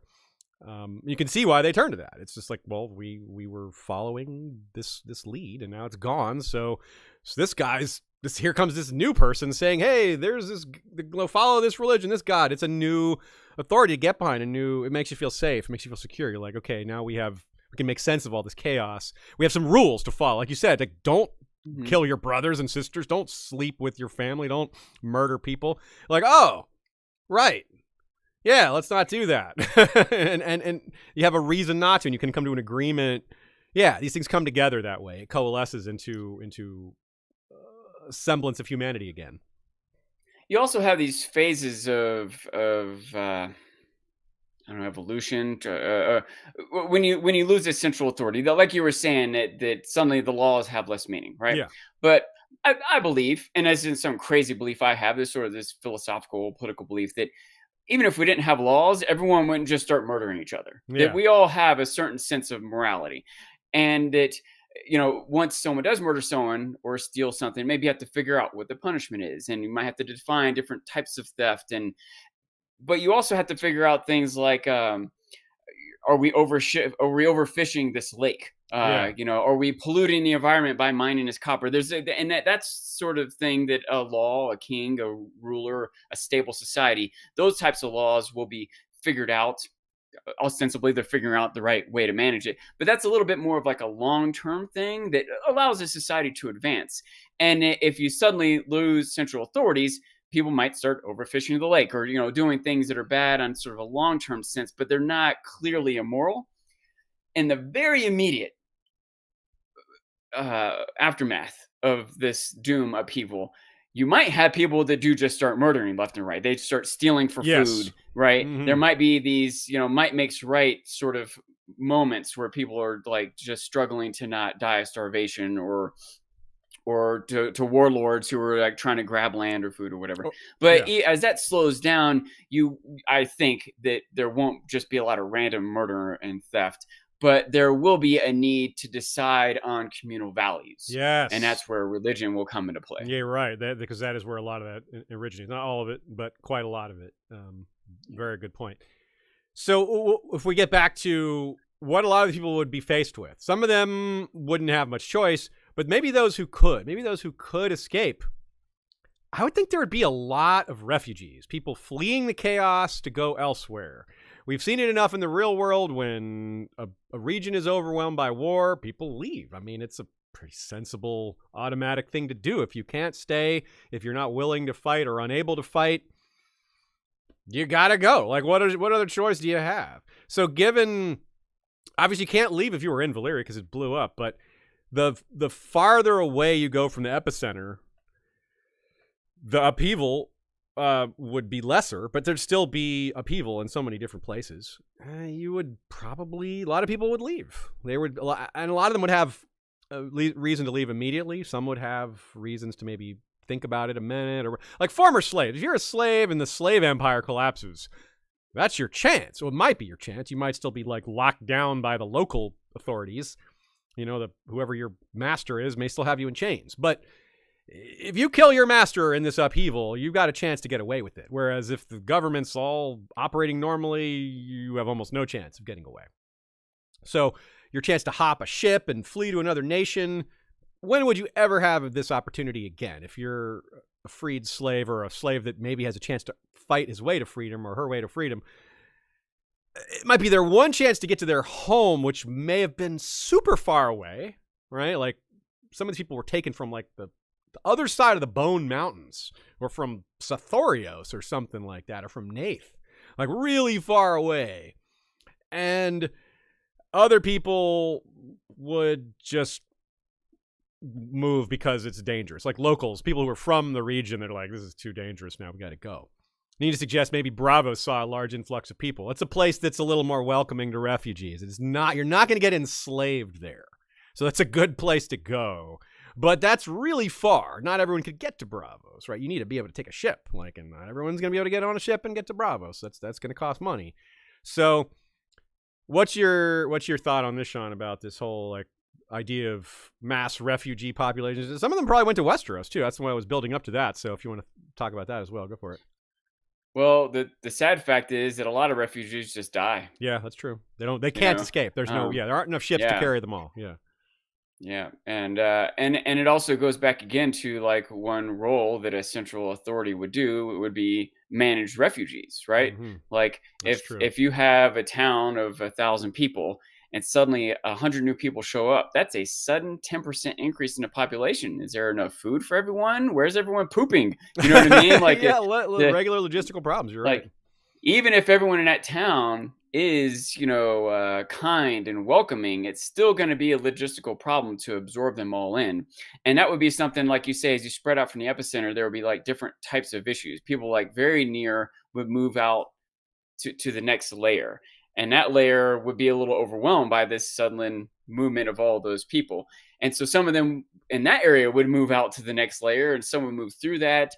Eventually it would get spread out enough. But along the way, a lot of people die. A lot of people are turned away. A lot of communities are disrupted by the refugees just because there's not enough food to support everyone.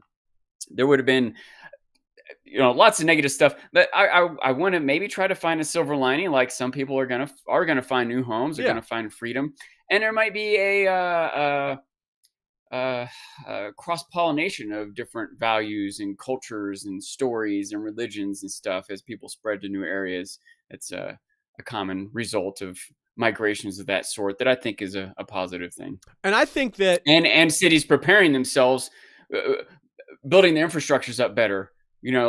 When you do absorb those 100 people and then you build the infrastructure up to support them, there's going to be some growing pains in the middle. But after that, you're a better community. Yeah.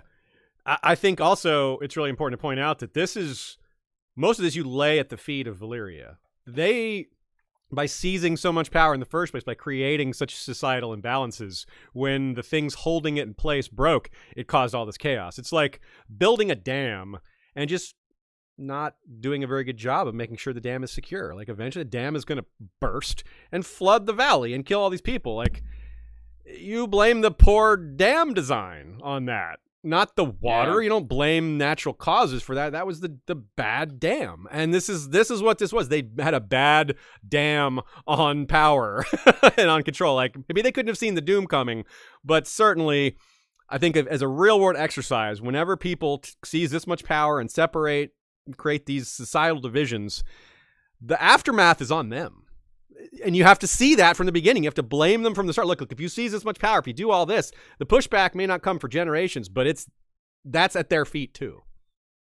That volcano in Colombia, that was a big part of the fallout of that, is that the Colombian government should have done more to prepare a warning system and to not allow communities to be built in the wake of that. Good point. And it's another thing that's worth noting too. Most volcanoes don't just suddenly erupt out of nowhere. Usually there's like warning signs. They've erupted in the past, so nowadays we have much more ability to detect them.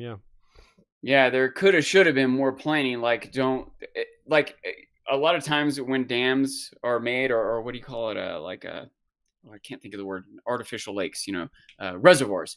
Usually there is an area around where there just are no homes, because if something goes wrong, it'll all be flooded. So just don't build homes in this piece of land right here, But anyway, point is, that there's, I guess maybe the Valyrian arrogance would not have what if we all go away? They never weren't considering that. Yeah, they're not very sympathetic. They're not worried about what happens to other people. And some things have to be learned over time by society. Some things, like you said, it takes generations for them to even happen. And when they happen once, you still, aren't necessarily planning or expecting it to happen again, at least not in the next generation. And that's something our modern society, we're looking at things that might not affect us for generations, but we can't ignore them. We have to care about posterity. So yeah, totally. Now, maybe we shouldn't go so far in saying that every single city and community, we don't want to imply that everywhere was violence and awful and horror. It would have been widespread, but there surely would have been some pockets of decency, some places that mostly it blew over. They were able to keep most of what they had together without fleeing or without having to flee very far. In other words, it wasn't just death and violence everywhere. So let's set the expectation.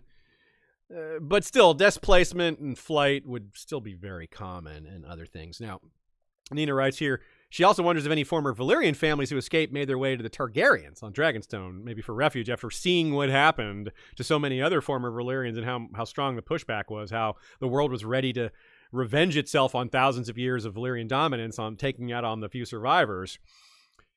They would have, the Targaryens would suddenly have found themselves not just the last dragon riders, but Nina uses the phrase mystically justified, which is a cool phrase.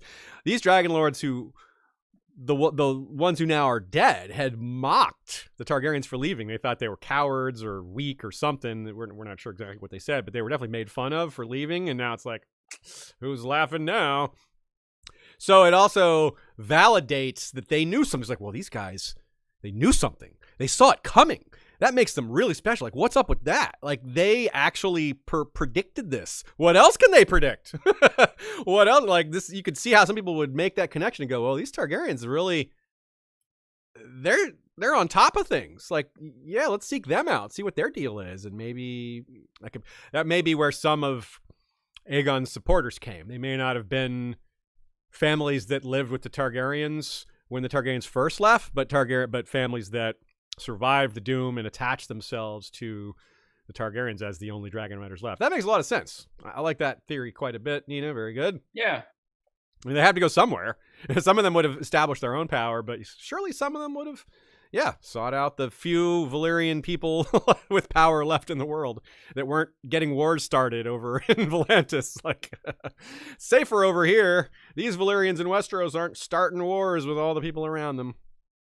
So, go to where the few dragons were. Might make sense.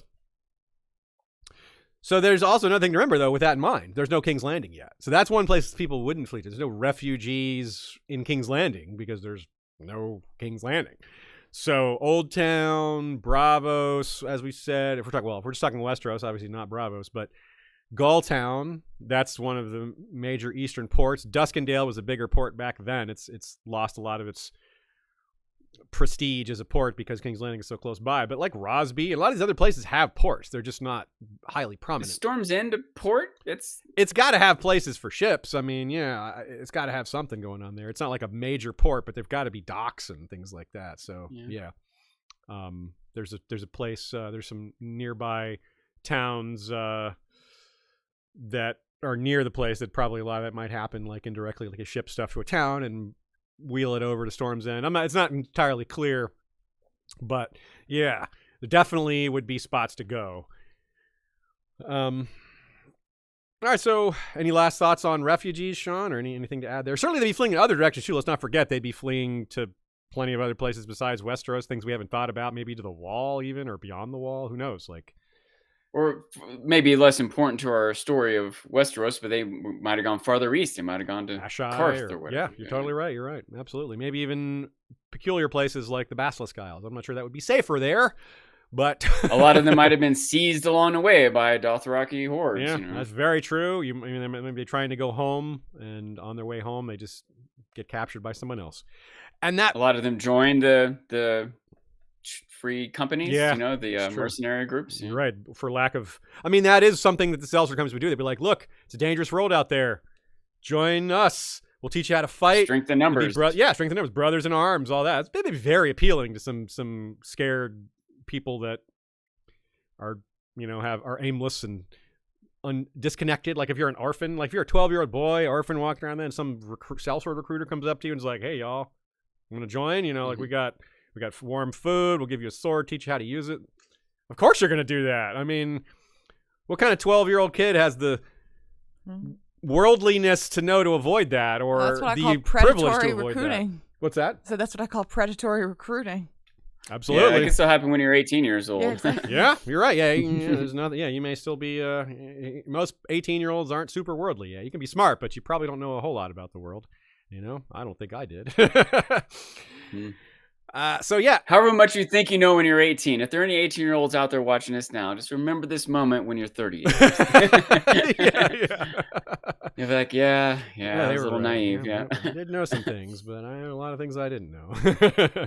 So yeah, you're not stupid when you're 18. Let's be clear here. You can be highly intelligent at any age, but it takes time to accrue knowledge.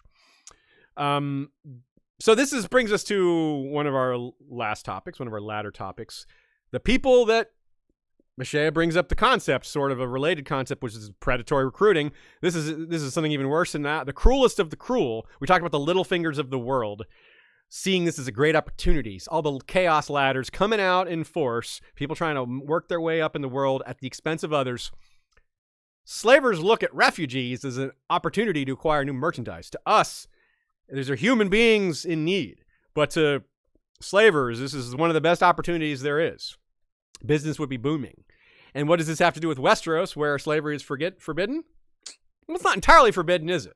First of all, I've never been convinced that the Targaryens and Valarians simply abandoned slavery the moment they got to Westeros when they're living on islands, right? Like, who's going to tell them not to?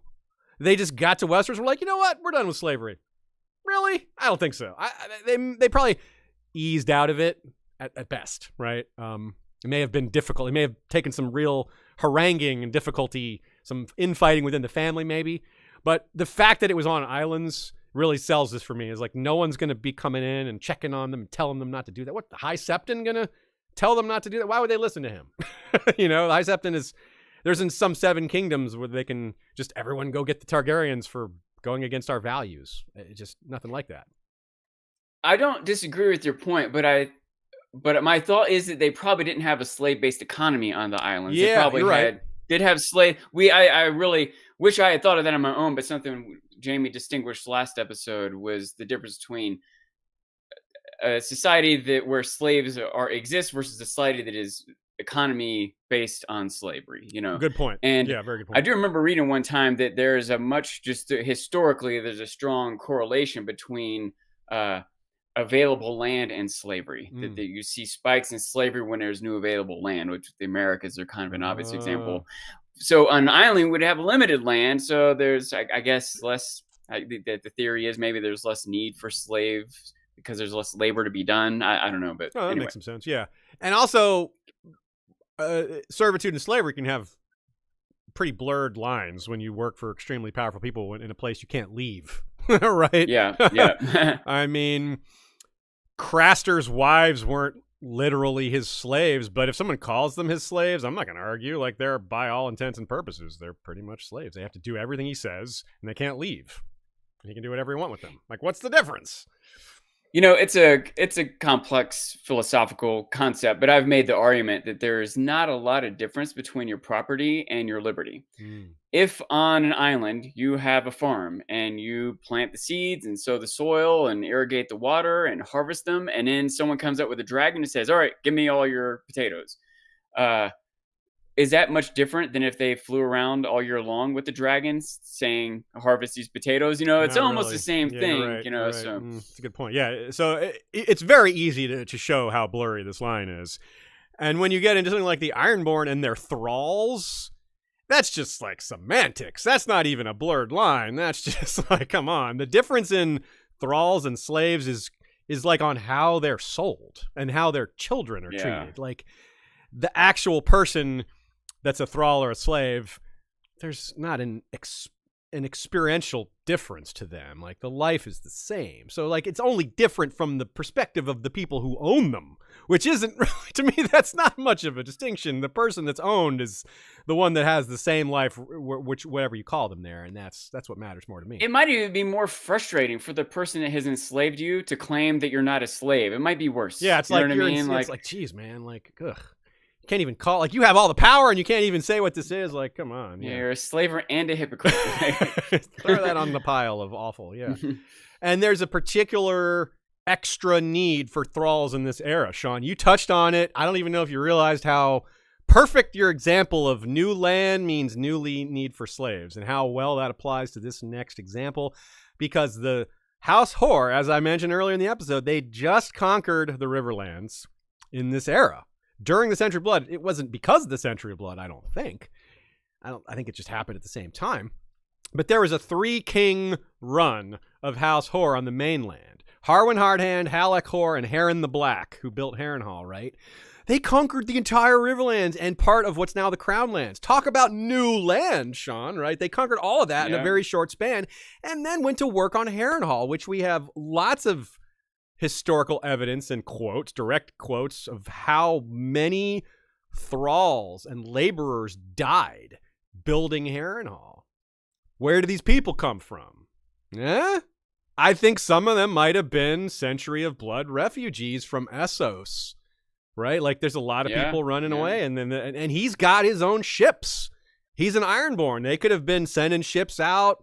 They don't have to be buying slaves from these brokers. They could be the brokers. They could send ships out, capture slaves, bring them back, force them to work on Harrenhal, or like, I'm not trying to say that he installed a slave economy, like to use that distinction again, but to work on his big project. You're not saying it. I'm not saying it. You're right. So it stands to reason. This isn't something we have direct evidence of. I don't know if that's playing when you're talking that whole time. Can you still hear me? I can hear you. Can you hear that buzzing, John? Is there buzzing? No, Okay. no. I'm gonna keep going. So yeah, so Sorry, folks, a little technical problem here, but it sounds like we're still going. So there's a whole population of thralls that instead of just serving on the Isles, they had this huge mainland position, like the Iron Isles territory that they controlled would have increased by a factor I can't even fathom. More than 10 times. I mean, compare the size of the Iron Isles to the Riverland. I mean, it's vast. I mean, and it's not just the Riverlands, like I said, it's part of the Crown Lands. So, like I said, I don't think they just installed thralldom all over the Riverlands in just a few generations. I don't think, like, the Riverlords started taking thralls.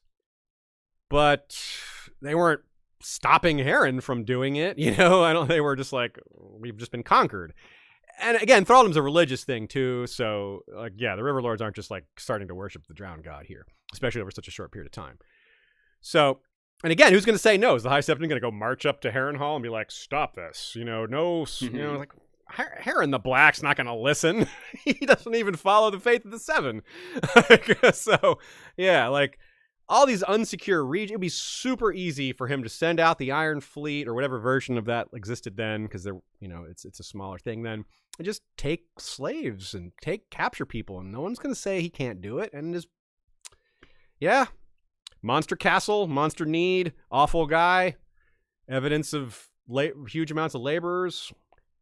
What an awful thing, right? You flee the east to escape this, and you end up doing the same things the Valyrians would have you do, sending you down into the mines, the quarries, for some ultra-rich person to have a fancy place to live.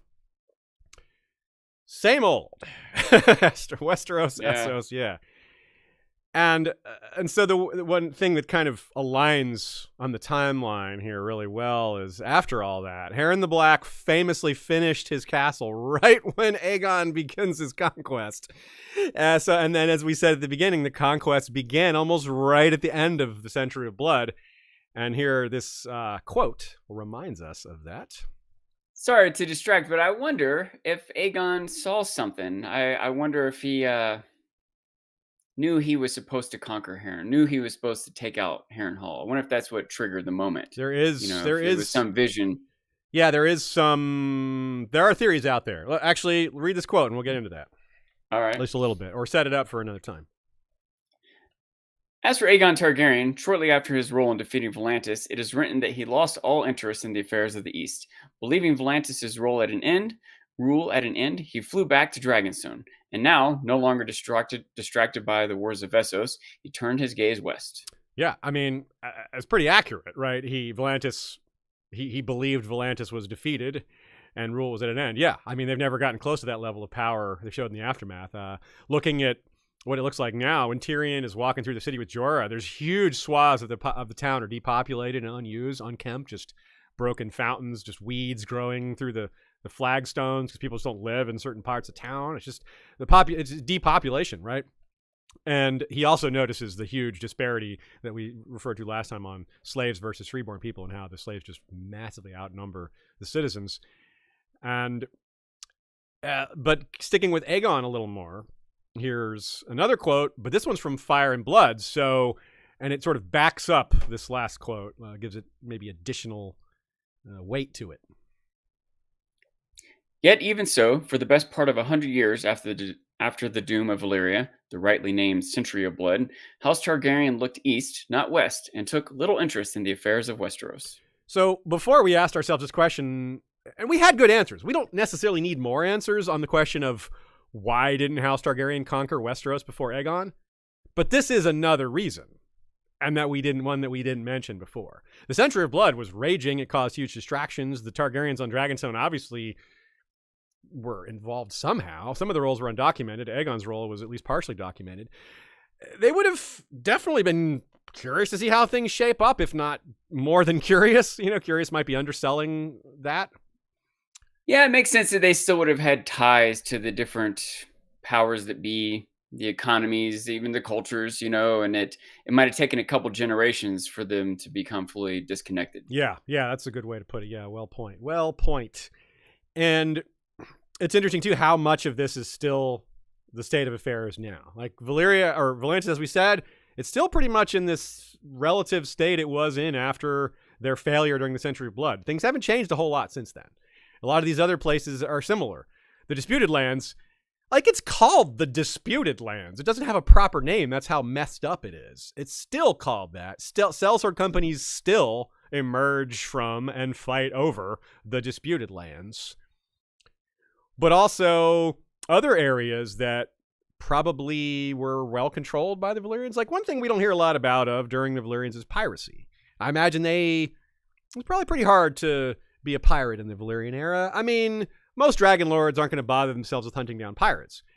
But if they ever did, every once in a while, if a Valyrian dragon lord turned their attention to hunting pirates, well, we've seen how vulnerable ships are to dragons. And most things are vulnerable to dragons. So I would imagine the pirates in the Valyrian era would have been smaller scale. Because if you rise to a certain level of prominence, that's when you become a target. And it wouldn't be that hard for them to get you, I think, if they wanted to.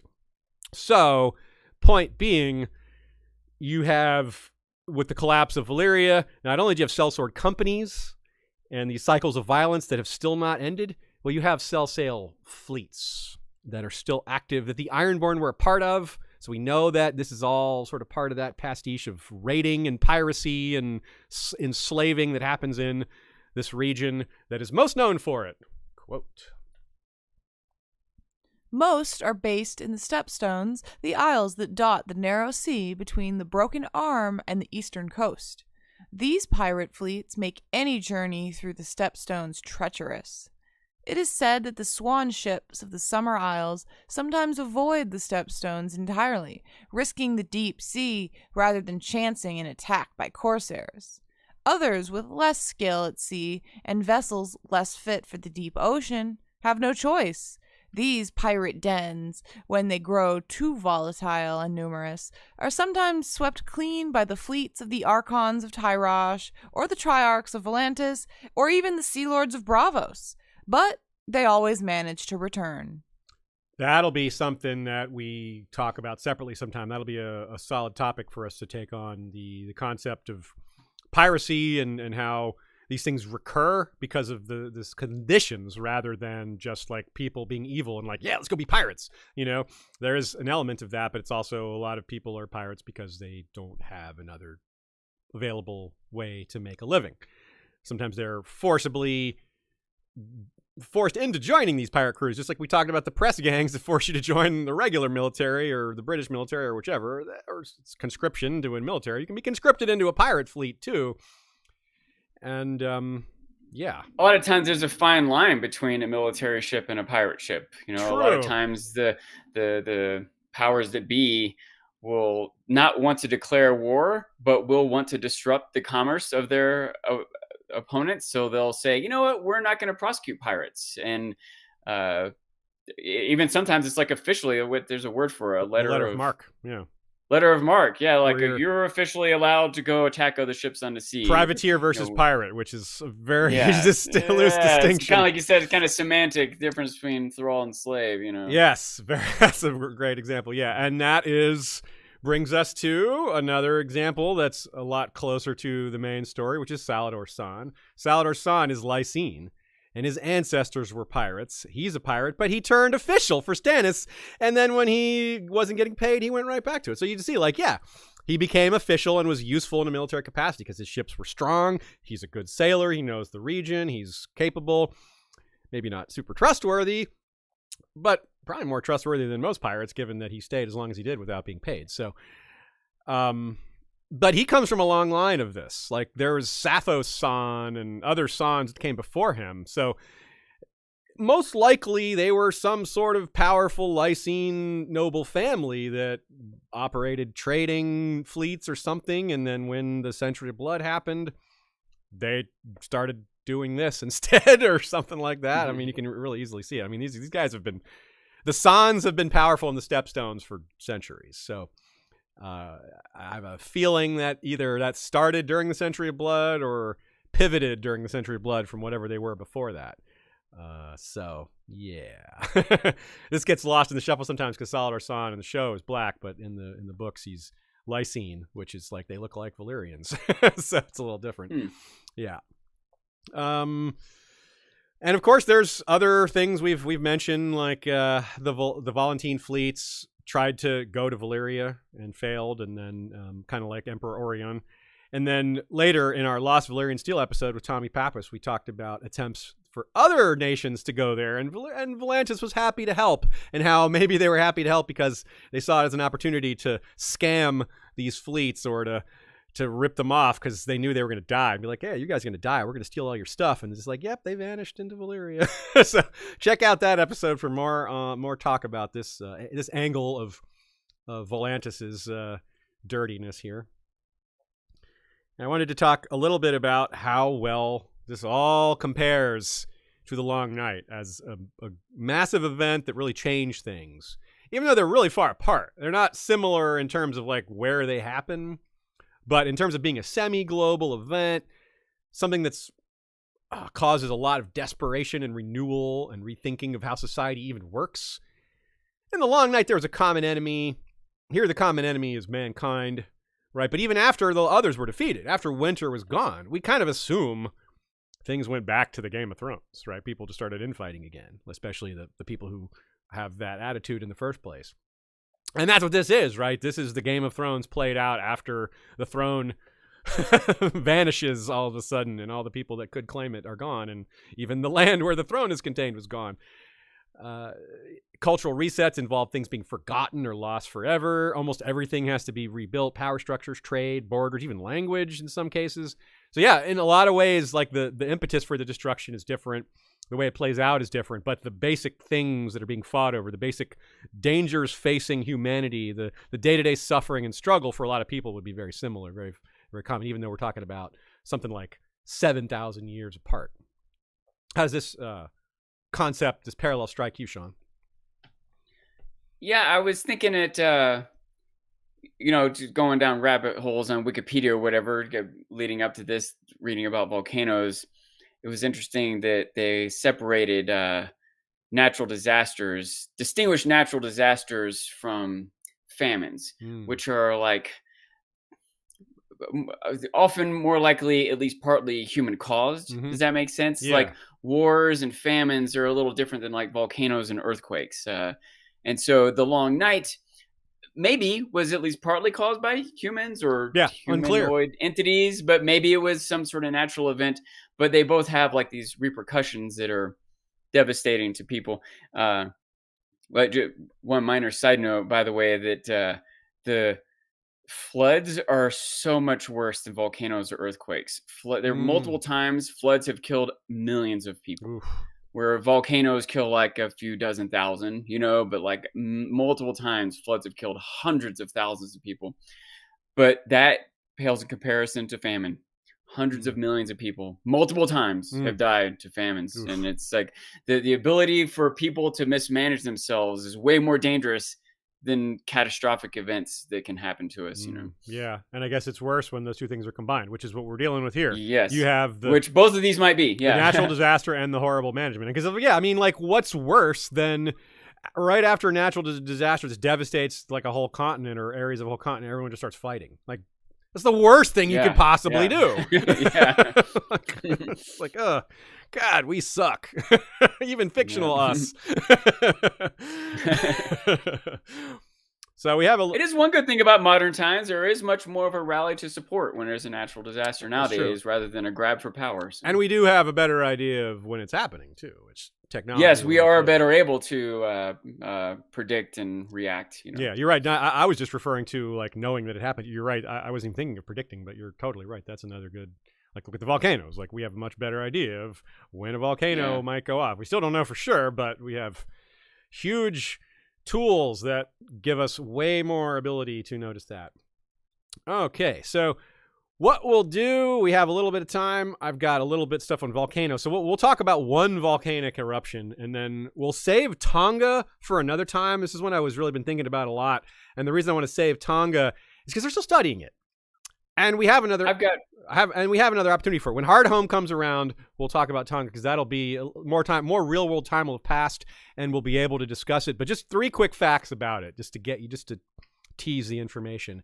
It appears to be a VIE5. VIE is the Volcanic Explosivity Index, which is almost exactly like the Richter scale. Every little point higher is dramatically bigger.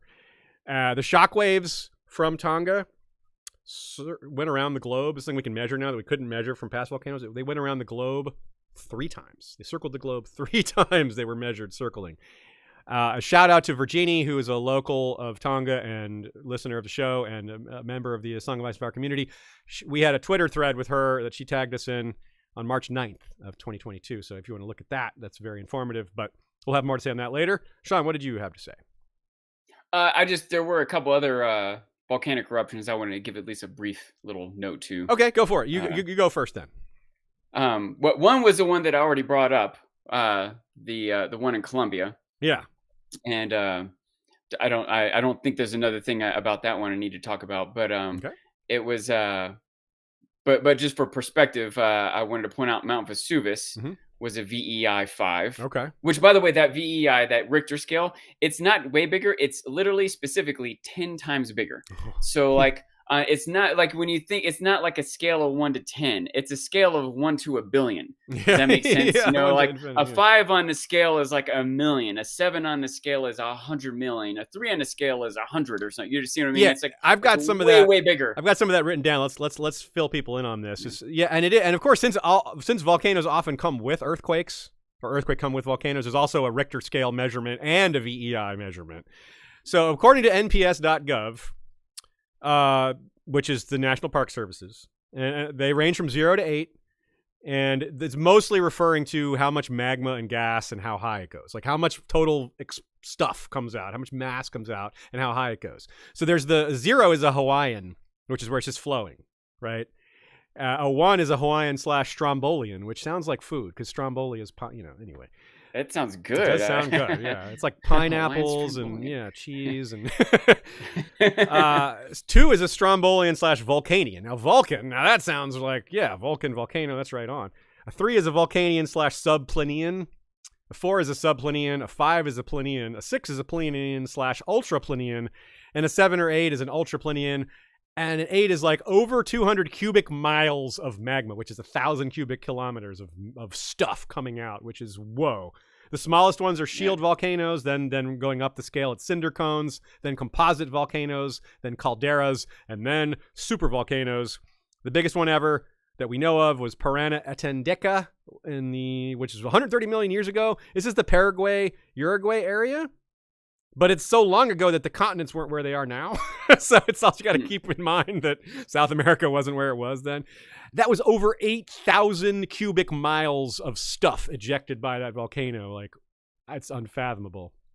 And the biggest within 1 million years was a super volcano in Indonesia called the Lake Toba Caldera, which is the largest volcanic lake in the world, 62 miles long, 100 kilometers long, 30 kilometers wide. That's a huge-ass lake. Yeah, there was one in, again, I was going to say for perspective, Pompeii, Mount Vesuvius, that's kind of like a famous one, if you will. That was a VEI 5, and it killed at least 10,000 people. And by the way, that volcano had gone off a bunch of times. That volcano has erupted like that. Now, some of them were like, hundreds of thousands of years ago before humanity had any awareness. But Mount St. Helens was a 5 as well. I mean, the follow-up Mount St. Helens had like follow-up eruptions. Those were like 1s and 2s, but the big one was a 5. Yeah.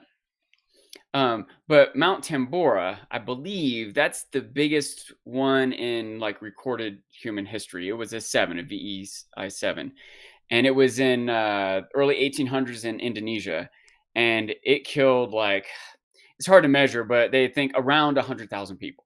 Oof. And part of why it's hard to imagine, they're pretty sure like 10,000 people were killed like right in immediate vicinity. Mm-hmm. But the shock waves and the tidal waves, it like swept out. And then the follow-up starvation and famine because of all the animals and farms that were destroyed and everything, it comes out to, arguably 100,000. Another interesting thing about that was that I was thinking when you're talking about like the volume and mass sent out by the volcanoes, similar to that one in Colombia, not just what's coming out of the volcanoes, but the sort of results of that. Like in that one, it I think it's a word, Larins or Lamars or something. Lahars? It's like the Lahars. That's it. Yeah. The mudslide basically that was caused by. And that one in Colombia, there was like this massive mudslide that came, and then another one, and then another one. I mean, I just can't imagine the horror of the people living through that. Me neither. But the Mount Tambora created rafts of trees and debris that were like pushed into the ocean. That 1,000 miles away, rafts of debris 3 miles wide were floating through the ocean. Wow. Like just the entire sea around the island was just covered with trees and debris from the volcano. Never mind the volcano, the lava or the ash or anything. Just the surface of the island was just swept to the sea and spread out for thousands of miles. Jeez. It was also called the year without summer because it had this worldwide ash in the sky, like art in that real year. Long night. They had it. Yeah, there was a different tint to how painters made the sky because it had a different color on Earth for that next year. It lowered the temperature of Earth about 1 degree. So anyway, yeah, that was like that might be a little closer to the Doom as far as like the worldwide impact, because some of the other big volcanoes in human history either didn't kill as many people or didn't affect the whole world, or they were before humans were around. But even now, we're just some relatively remote island. Imagine if that had happened in Rome or London or something. It's wild to imagine, The volcano, the ancient volcano that made Crater Lake in Oregon that we referred to last time, or maybe the time before, was a 7, so that's really big. The most recent VEI 8 in the world was 28,500 years ago. It was the New Zealand's Taupo volcano, and it covered most of New Zealand. It covered, it changed river flow, lakes overflowed. It was 280 cubic miles in deposits, so most of New Zealand was covered. Mount Tarawera, this is what I mentioned before. This is the one I really wanted to talk about because it's erupted twice, and it's a possible explanation for those long winters that we discussed several episodes ago when we were discussing natural impacts on possible real-world long nights. The one in 1315 was 11 different 4-level VEI eruptions. So 11 level 4 eruptions. And there was a natural wonder there that's formed called the Pink and White Terraces. Some people called it the Eighth World Wonder. There's only paintings of it because in 1886 there was another eruption there and it killed 153 people, most deadly in New Zealand history. It says that survivors of this volcano became refugees in their own country for generations because that's how devastating it was. Interestingly, this eighth world wonder, the Pink and White Terraces, these are two separate things. There's the pink terraces and the white terraces, and they're silica sinter powered by geothermal vents. They're really beautiful. They're similar to Mammoth Springs in Yosemite, or Yellowstone rather, Terma de Saturnia in Italy, or Pamukkale in Turkey, or Hierva de El Agua in Mexico, or Badab-e Surt in Iran. Seriously, folks, look at pictures of these. Look at Mammoth Springs, look at Terma de Saturnia, look at Pamukkale, look at Hierva de El Agua. I've never heard I can't pronounce these properly. I've never heard you mangle more words in a row. I know. I don't know how to say any of these things. So just look up Pink and White Terraces and it'll lead you to these other things. They're super amazing. But the reason I wanted to bring this up too is because there's like a Danish Dreamer angle to some of this. Before the 1886 eruption, 11 days before the eruption, okay? Now remember, the Danes had the dream like 11 or 12 years before the Doom. So this probably isn't an influence, but it might be. There's just too many similar things like this out in the world, but it is at least similar. I'm not saying it's an influence, but it's definitely a parallel. A phantom waka appeared on the lake 11 days before the eruption. What's a waka? A waka is a war canoe of the Maori people, because this is Maori territory, right? And it was traditional for a funeral canoe to have the warrior strapped up, like facing up like this. They'd be standing up even in death. Well, a large number of tourists and guides reported seeing a ghost waka like appear out of the lake, and people said it was a portent of doom. And there's like letters people wrote at the time saying they saw this, like a bunch of different people saying they saw this. One guess is that it was like a buried canoe that was resurfaced. It had settled at the bottom of the lake and came back up or something like that. But the religious portent interpretation is hard to get away from because it's so neat. People said it was a portent of doom, and 11 days later the volcano went out, and that makes it even more memorable because it's like, whoa, there's so many like individuals that attested to this really happening, and it's like, wow, okay, well, that makes it really interesting. Apart from the I wonder awfulness if there of was it as some well. sort of explanation behind it, if there was some sort of release of gases or sulfur or something into the lake, and especially if you're like observing this culture already, if it has a similar shape, you're gonna impose that onto it, and maybe there's some mix of misinterpretation, but actual real sign it was being missed. Yeah, and good news, sort of. The pink and white terraces may not have been destroyed. There is now some evidence that maybe they're just buried and can be restored. So that would be nice, because the paintings are beautiful, and it would be really good for the local tourism there. It would bring some money to that area, which is in need of that, I think. Maybe ask them, but not me, though, if that's really what they want. I don't know. Did you have any other examples, or we can always save? We have more volcanoes for months from now. We can always save them, but if you have more you want to get out, do it. No, though, I hit the main ones that I wanted to bring up. Cool. All right, well, let's wrap it up. We've got a super chat from Here Be Dragon, says, listening while mopping. Cheers, y'all. I hope y'all caught Sean last week on Here Be Dragons. That was a lot of fun. Shay and I were listening. And here's hoping that he's not mopping anymore. Yeah, I hope you're done by now. That'll be a lot of mopping. He mopped the floor with us. Yeah, it was fun listening to Sean do Here Be Dragons. I Know That Nerd. They talked about all sorts of interesting things, and some not so interesting things like Magic the Gathering. Mm-hmm. Not at all. Not so interesting to you. Yeah. Gerald Garcia says, when Krakatoa erupted in the 530s, it caused the sun to dim for a year. It is blamed for the Justinian plague, famines that depopulated Western Europe, the fall of the Maya, and the Arab conquests. That is a lot for one volcano, but I totally believe it. Maybe we'll have to look more into Krakatoa. I don't think we mentioned it very much other than in passing, so good call there, Gerald Garcia. That's a good name. And let's see. We also have reviewing our mentioned episodes. We mentioned the Doom of Valyria, of course. Check that out. It's only a 40-minute episode if you haven't already. It gets deep into the event in particular. Gagassos episode, of course, the City of Blood Magic. Check that out. And I mentioned our Lost Valyrian Steel episode with Tommy Pappas. The trivia question. Yes.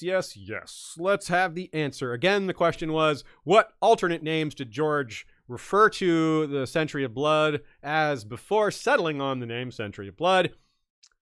The answer is, remember, two answers. They are the Bleeding Years or the Years of Blood. I did see one person in the chat get that. Really? Someone got it? Someone Nice. got it. Very good. Assuming they didn't look it up at the early on. I don't know if they did. Good job for them for finding it quickly.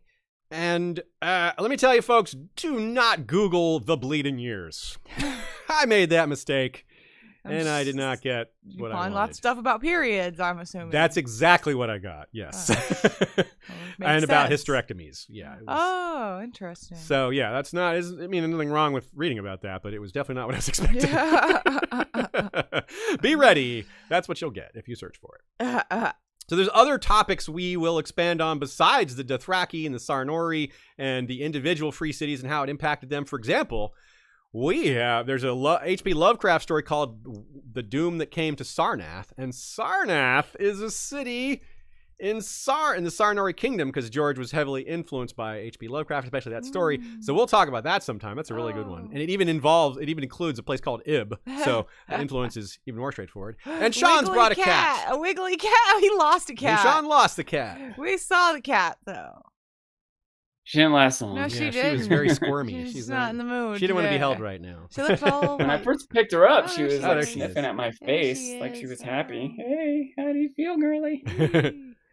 What do you think? Oh, this Say hi. this is There. not Now you Cora got this her. week, huh? This is tough. Yeah, Yeah. it's tough. The lighter colored That's a lovely cat. tortoiseshell Yeah. cat. A lot of people call them calico, Yeah. but those are tortoiseshell. I just want to Yeah. say, Yeah. just for what it's worth, y'all. Get That it is right. what the vet calls him, is Yeah, tortoiseshell. the tortoiseshell. specifically. Torty. They call him Torty Yeah, for torties. short, or just yeah, Tort. yeah. She's chilling now. Yeah, now Torty's she's nice. ceded to your request of. Yeah. So cute. She's a little bit more tan and orange with some black. Mm. Cora's a little bit more black with some tan and orange. Oh, okay. That makes sense. Their Yeah. lead color. She's also bigger, but Cora is catching up. Yay. Cool. All right, everyone. On behalf of Ashea and Sean and Cora there. That's not Cora, that's Toph. He just Toph, I'm said sorry. that. Jeez. Oh my god. You just said the other one's name. On behalf of I called me earlier. Yeah. So that's a good that's just point. the kind of day I'm having. So this is nothing. Mistaking two similar looking cats is nothing but mistaking you for me. Yeah, you want to end the way we started. Yeah. Wrong. We always like to circle back. Bookend it with mistaken identities. Yeah, that's right. Well, thanks everyone who came and watched live. Thanks for the questions, for the super chats, for the great times, for the community, for the shared love of this great fandom. Thanks to Nina for her notes. There were some really good ones today, as usual. Thanks to our patrons for the financial support. We've got we announced that we'd be making large changes to our Patreon, and that's happening, but it's happening a little bit at a time rather than all at once, which is how I originally planned it. But this is working out well too. I think small changes is a better way to do it. I probably shouldn't have proceeded the original way in the first place, but we've got it under control now. It's going nicely. We're adding a lot more bonus episodes, changing a few things about how it works, trying to simplify a few things, and adapting with the times. Right? These sites change, the fandom changes, our expectations for the future changes. So yeah, we'll roll with that. And y'all hopefully will stick with us. We'll continue to have lots of fun together every week almost, and in between as well. Thanks as well to Joey, Jesse, and Kevin for the music, Michael for the video intro and the maps. Thanks to our mods for managing things on Facebook and Discord and everywhere else y'all interact with us. You can always reach out to us on westeroshistory@gmail.com or hit us up on Twitter or any of those other places. And until next time, well, what's up on Here Be Dragons? Do they have an episode today? Oh shoot! You're totally right. You are. We were so distracted by talking about what was happening last week with Sean that we didn't look up what they're doing today. Is it the mopping episode? What Sean is on? No, nothing coming. Oh yeah, it was the Fifth Element. They mentioned that. The Fifth Element. Oh, that's right. Does anyone remember the first line of the first element? I do. Ashea, light. Ashea, light. I have it's Aziz light for people who didn't get the joke. And Aziz dark. Aziz long night. Someone once sent me a photoshopped beer bottle that says Aziz light instead of Bud Light.